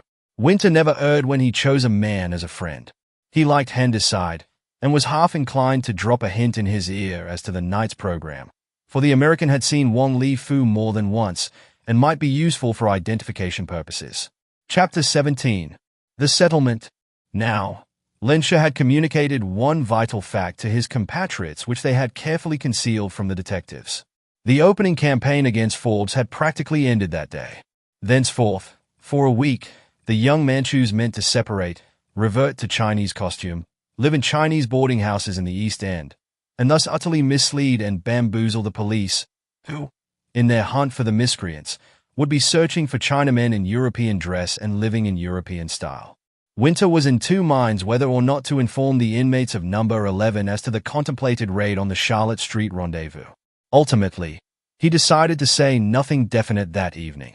It was better that the threatened people and their guards should not relax their vigilance. The best-laid schemes o' mice and men gang aft agley, and if, perchance, the jute merchant's plan, whatever it might be, miscarried, and some of the desperadoes escaped, they would be stirred to instant reprisals. But there was no semblance of doubt or hesitation about the measures taken by the police. That night, from 11 o'clock onward, not even a prowling cat entered Charlotte Street without being seen by sharp eyes. Nearly opposite number 412 was a large warehouse, with a back entrance a long way in the rear, and approach from another street. At midnight 3 Chinamen appeared, turned into Charlotte Street from the south and shuffled on noiseless feet straight to number 414. They knocked, and after some delay were admitted. A minute later 3 others came from the north, knocked on the door of number 410 and disappeared, the delay, seemingly caused by a parley with someone within, being longer in this instance. Afterward squads of Chinamen, exactly 25, all told, came from north and south in practically equal numbers and entered those 2 houses, but never a man entered, or passed, or came out of number 412. These more numerous arrivals met with no hesitation on the part of the 2 doorkeepers. They entered without let or hindrance. After that there was what is known in theatrical circles as of stage wait. Charlotte Street, save for its loafers and an occasional belated resident of some dwelling other than those under observation, lapsed into its normal and utterly dismal gloom. From 12:30 onwards, Winter, stationed on the south side, looked at his watch many times. A little man, mingling with the disreputable rascals on the north side, was similarly fidgety. A tall, slim man, wearing a dark overcoat, who lurked in a doorway near Winter's post, blew the tip of the cigar he was smoking into a red glow so that he might look at his watch. Another tall man, rather more powerfully built, awaited developments with apparent unconcern. Mr. Handyside, in fact, was in the august company of the Commissioner of Police, and the latter, though eminently agreeable, nevertheless observed an Olympian attitude. Thus might Jove watch a gathering in the Pompic way. At 12:45 there was a stir. Out of 410 and 414 came 25 Chinamen. They gathered on the pavement, and did not attempt to walk away, though a sudden and concentrated advance was made by the 2 sets of loafers, while the doors of the warehouse opposite belched forth a startling array of constables in uniform. Winter and Furneaux respectively headed the contingents from north and south. An inspector was in charge of the central body, and even a Chinaman who had not been a day in London must have realized that the intent of these swift-moving detachments was to cut off his escape if he meant flight. But not a Chinaman budged, save one, who seemed to recognize the chief inspector, because he stepped forward and said in suave tones, "These men are my friends. The others are inside. They are quite safe. Kindly wait till 1 o'clock. I must understand what you mean, Mr. Li Chong," said Winter sternly. For some reason, he distrusted the smooth-spoken jute merchant. "Why have you visited these 2 houses, and not 412? And what do we gain by waiting here any longer? We must have been seen, and our purpose guessed." "No," came the somewhat surprising answer. "No one in number 412 is aware of your presence. We have taken care of that. As for the other houses, they provide the simplest means of access to the center one. Doorways have been made in the cellar walls and special staircases built. Consequently, if you broke open the door of 412, you would find the way barred by 2 other locked doors, while the occupants, if aroused, could escape from either or both of the next houses. We Chinese have a long acquaintance with the needs of a secret society. You may take it from me that the obvious way into or out of an opium den, for instance, is never the way used by the habitués. By this time the commissioner, Handicide, Furneaux, and the inspector had come up, and the 5 formed a little group in the center of a semicircle of detectives and police. There was absolutely no sign of life in any of the houses, save for the raiders and the stolid Orientals. The street itself was deserted. Many eyes, no doubt, were peering through darkened windows, but the denizens of Charlotte Street as a rule attend strictly to their own personal affairs when the police are in evidence. "What do you advise, sir?" said Winter, addressing the commissioner. "Mr. Li Chang wants us to make no move until 1 o'clock. It is only a matter of 6 or 7 minutes. And what then? Are we to enter these other houses, and not number 412? "Yes," said the Chinaman. "Have you left the doors open?" "No. They must be forced. But there are only small locks. The bolts are drawn. The places are apparently in complete darkness. My men must use their lamps, and may be attacked." "No," said Li Chang simply. "There will be no fighting. Those Manchu dogs are helpless. We have seen to that." "But how? Do you mean that they are stupefied?" "Bound," said the Chinaman. "Tied hand and foot." "Again then, may I ask, why wait?" "It will be in order," was the calm reply. "I entered into an arrangement with you. I want to abide by it." Winter breathed heavily. The ways of the Oriental were not his ways, but a bargain was a bargain, so what more could be said? Suddenly, about 2 minutes to 1 o'clock, a curious crackling noise was heard.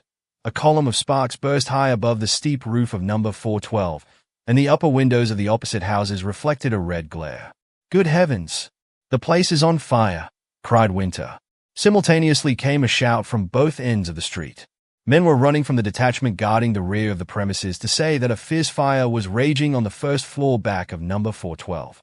"Smash in those 3 doors," cried Winter to his helpers. "Drag out every Chinaman you meet. Handcuff them in 3s and 4s. Arrest these fellows standing outside, but keep the 2 lots separate." "Why are we, your friends, to be arrested?" demanded Li Chang's dignified voice. "I'll soon tell you why, you slim demon," shouted the chief inspector, roused to anger by the consciousness that he had been duped. "What fiendish trick have you played on those wretches penned up inside there? But I'll soon know." He turned to the local officer. "Better march this crowd of Chinamen straight to your station," he said. "I'll follow soon, and lay a charge." He felt a claw-like hand on his arm, and wild with vexation though he was, forced himself to listen. "We are ready to go where you wish," said Li Chang calmly. "But spare your own men. They must not enter number 412. They will be blown to pieces. Stop them. I shall not warn you twice." Somehow, Winter was impelled to obey. The center door was already yielding, but he rushed forward and told the party which meant to enter at that point to abandon it, and reinforce their comrades. A number of detectives and police were already inside the dark hallways of numbers 410 and 414 when the very walls trembled under the shock of a violent explosion in number 412, which was quickly followed by 3 others. A tongue of flame darted instantly to a height of many feet above the topmost story, showing that the series of explosions had not only destroyed the whole rear section of the house, and thus given the fire fresh fuel and plenty of space, but there could be no reasonable doubt that the bombs, if bombs they were, had themselves been filled with some highly inflammable substance. Thenceforth, the police could do nothing beyond keeping at a distance the crowds which soon gathered, and thus clear a space for the operations of the fire brigade. Number 412 was thoroughly gutted. Not a shred of the building remained except the crumbling walls at front and back. Its neighbors were in little better case, and the firemen devoted their efforts mainly toward keeping the disaster within bounds. One thing was certain. No human being had escaped from out of that doomed habitation. The fire, too, had gained hold with a phenomenal rapidity which argued the use of petrol or some kindred agent of irresistible potency when ignited. Winter and Furneaux, accompanied by the commissioner and Mr. Handicide, walked to the local police station. The American was the only one who spoke. "Queer ducks, the Chinese," he said, seemingly musing aloud rather than inviting comment. They like to settle their own differences. I guess would feel pretty much like that if we lived in China. No one took up the point thus raised. Winter bent a searching, almost sorrowful glance at Furneaux, but the little man's eyes were fixed on the ground, as though he were deep in thought. In the charge room of the police station, the 25 Chinamen awaited them. 25 pairs of oblique eyes gleamed at the four when they entered, but not a word was spoken. Winter, of course, singled out Li Chang for a parley. "Now," he said, "tell me just what happened after you and these others went into the two houses in Charlotte Street." The Chinaman faced him imperturbably. His manner was as unemotional and his words as slow and methodical as if he were selling jute in his East End warehouse. "We asked to be admitted, and after giving the password and showing the sign, there was no difficulty," he said. "We were in parties of 3. As you probably saw, I headed one, which entered number 410. My friend, Wan Lung Fu, led the other. The ivory skulls made matters simple. We explained to the doorkeepers that we had just arrived from China and brought messages of great urgency. Once inside, we gagged and bound the doorkeepers. Then we entered number 412, where we knew that Wang Lifu would be smoking opium with the remaining 14. Were there 17 in the gang? All told, broken Furneaux. 17 Manchus. The rest are paid men, of no account. Queer, muttered Furneaux, almost to himself. The story begins and ends with the number 17. Again did Winter strive to pierce his colleague with a look from those bulging eyes, but the little man was far too occupied with a singular numerical coincidence to pay any heed to him. "Well, go on," he said impatiently, glaring at the Chinaman. "We went to the big room at the back," continued Li Chang quietly, uttering each word separately, and evidently weighing it in his mind to test its accuracy before use, and found Wang Lifu. Him we bound quickly and very securely. The others we tied in 2s and 3s. Of course, we brought the 2 doorkeepers to the same room, so that you should experience no difficulty, but take them all together. Here Mr. Wan Lung Fu broke in. Evidently he could follow English better than speak it. "Yes," he said, "we want you catchy Chinamans all together, muchy wanty." Then he smiled blandly, and his tongue rolled over his lips as though some fruit or sweetmeat had left a pleasant taste there. "Then, if your surprise was so successful, what caused the fire?" said Winter, affecting a magnificent disregard of the plain facts. Li Chang, for once, permitted his immobile features to show some semblance of anxious uncertainty. "That," he said, "is a mystery which can, perhaps, never be solved. But it saves your government much trouble." In those few words he expressed quite clearly the line he adhered to throughout a long cross-examination. Neither Winter nor the commissioner could shake him. The fire was an accident, the outcome of an extraordinary chance. He knew nothing whatsoever of its origin. After a protracted debate in private between the 2 heads of the Criminal Investigation Department, the names and addresses of the prisoners were recorded and they were set at liberty. Before Li Chang went away, Furneaux demanded the return of the 3 ivory skulls, which were promptly handed over. "One word in your ear," murmured the detective, sotto voce. "Did Wang Li Fu recognize you?" "Oh, yes," said the Chinaman. "And you spoke to him?" "Oh, yes." The eyes of the 2 clashed. For once, Furneaux peered deep into the mind of an Oriental, and what he saw there kept him quiet. But he knew, just as surely as if he had been present, exactly what Li Chang said to Wang Lifu. He delivered a message from 2 graves in far-off China. And that is all, or nearly all. The Charlotte Street fire caused only a slight sensation. It became known that number 412 was a resort of Chinese opium fiends, and the loss of the den and its frequenters was not treated as a national calamity. The shooting at number 11 Fortescue Square was regarded much more seriously, and the newspapers were full of it all next day. Thenceforth, however, interest flagged. Mr. Forbes and his family and servants left London for Scotland, and the Amateur Golf Championship came along, so the escapades of a few Chinese fanatics in London were quickly forgotten. They were forgotten, that is, by most people, but one man, Frank Thaden, went back to his flat in Innismore Mansions to plunge into work and strive vainly to obliterate those pages of his memory charged with bittersweet daydreams. Strive as he would, and did, to bury the past under the duties and cares of the present. The radiant vision of Evelyn Forbes remained ineffaceable and entrancing. But he was built of tough fiber and resolutely refused an invitation to visit the Sutherlandshire glen in which Forbes and his daughter were sedulously nursing to health and strength the dear wife and mother whose nervous system had suffered far more than she permitted to become known under the stress and strain of the kidnapping experience.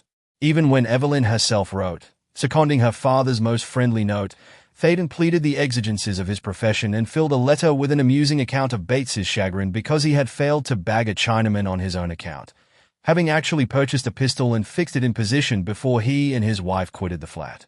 3 months passed. On August 9th, a broiling morning, Thaden was dejectedly reading of preparations for the 12th when a telegram reached him. It read, "Handyside has arrived here in his car. Come for the gathering of the clan. We take no refusal. Forbes." Thaden traveled north that night. He reached the glen in time for dinner next evening and passed a few delightfully miserable days in Evelyn's company. At last, feeling that he was losing grip and might act foolishly, he announced to Forbes, one night when a glorious moon was shining, and he knew that Evelyn was awaiting him in the garden, that he must leave for London next day. "Why?" inquired his host. "Has something unforeseen happened? I thought you meant remaining here till the end of the month at the earliest." "I'm sorry," said Thaden, chewing a cigar viciously as a means toward maintaining his self-control. "I'm sorry, but I must go." There was a slight pause. Forbes looked at his young friend with those earnest, deep-seeing eyes of his. "Is it a personal matter?" he went on. "Yes." Again there was a pause. Thaden was well aware that he risked a grave misunderstanding, but that could not be avoided. It might be even better so. And then his blood ran cold, because Forbes was saying, "Are you leaving us because of anything Evelyn has said or done?" "No, no," came the frenzied answer. "Heaven help me. Why do you ask that?" "Heaven helps those who help themselves," said the older man. "That is a trite saying, but it meets the case. I think I diagnose your trouble, my boy. You are in love with Evelyn, and dare not tell her so, because I happen to be a rich man. Really, I didn't think you had so poor an opinion of me as to believe that money or rank would count against my daughter's happiness." He said other things, kindly, wise, appreciative, but Frank Thaden never knew what they were. He managed to stammer out some words of gratitude and then went to find Evelyn. She had crossed a sloping lawn and was standing by the side of a little stream that gargled and bubbled in joyous career to the nearby loch. She had thrown a white shawl over her head and shoulders, and looked adorably sylph-like as she turned on hearing his footsteps. The moonlight shone on her face and was reflected in her eyes. "Oh, you're here at last," she cried gaily. "The next time I ask any cavalier to escort me, he will come more quickly, I imagine." He stood in front of her and stretched out both hands. "Evelyn," he said, "here is one cavalier, at any rate, who offers himself as an escort for life." The merriment died out of her eyes, and the quip on her tongue failed her. Greatly daring, her lover took her in his arms. Through the open windows of the drawing-room floated the tender refrain of a ballad. Mrs. Forbes was singing, and sweet words blended with sweet music in the still air. Then their lips met, and the dark glen became an earthly paradise. The end. If you enjoyed this video, please like, share, and subscribe to my channel for more timeless classics. Your support helps me create and share more stories with you. Thank you.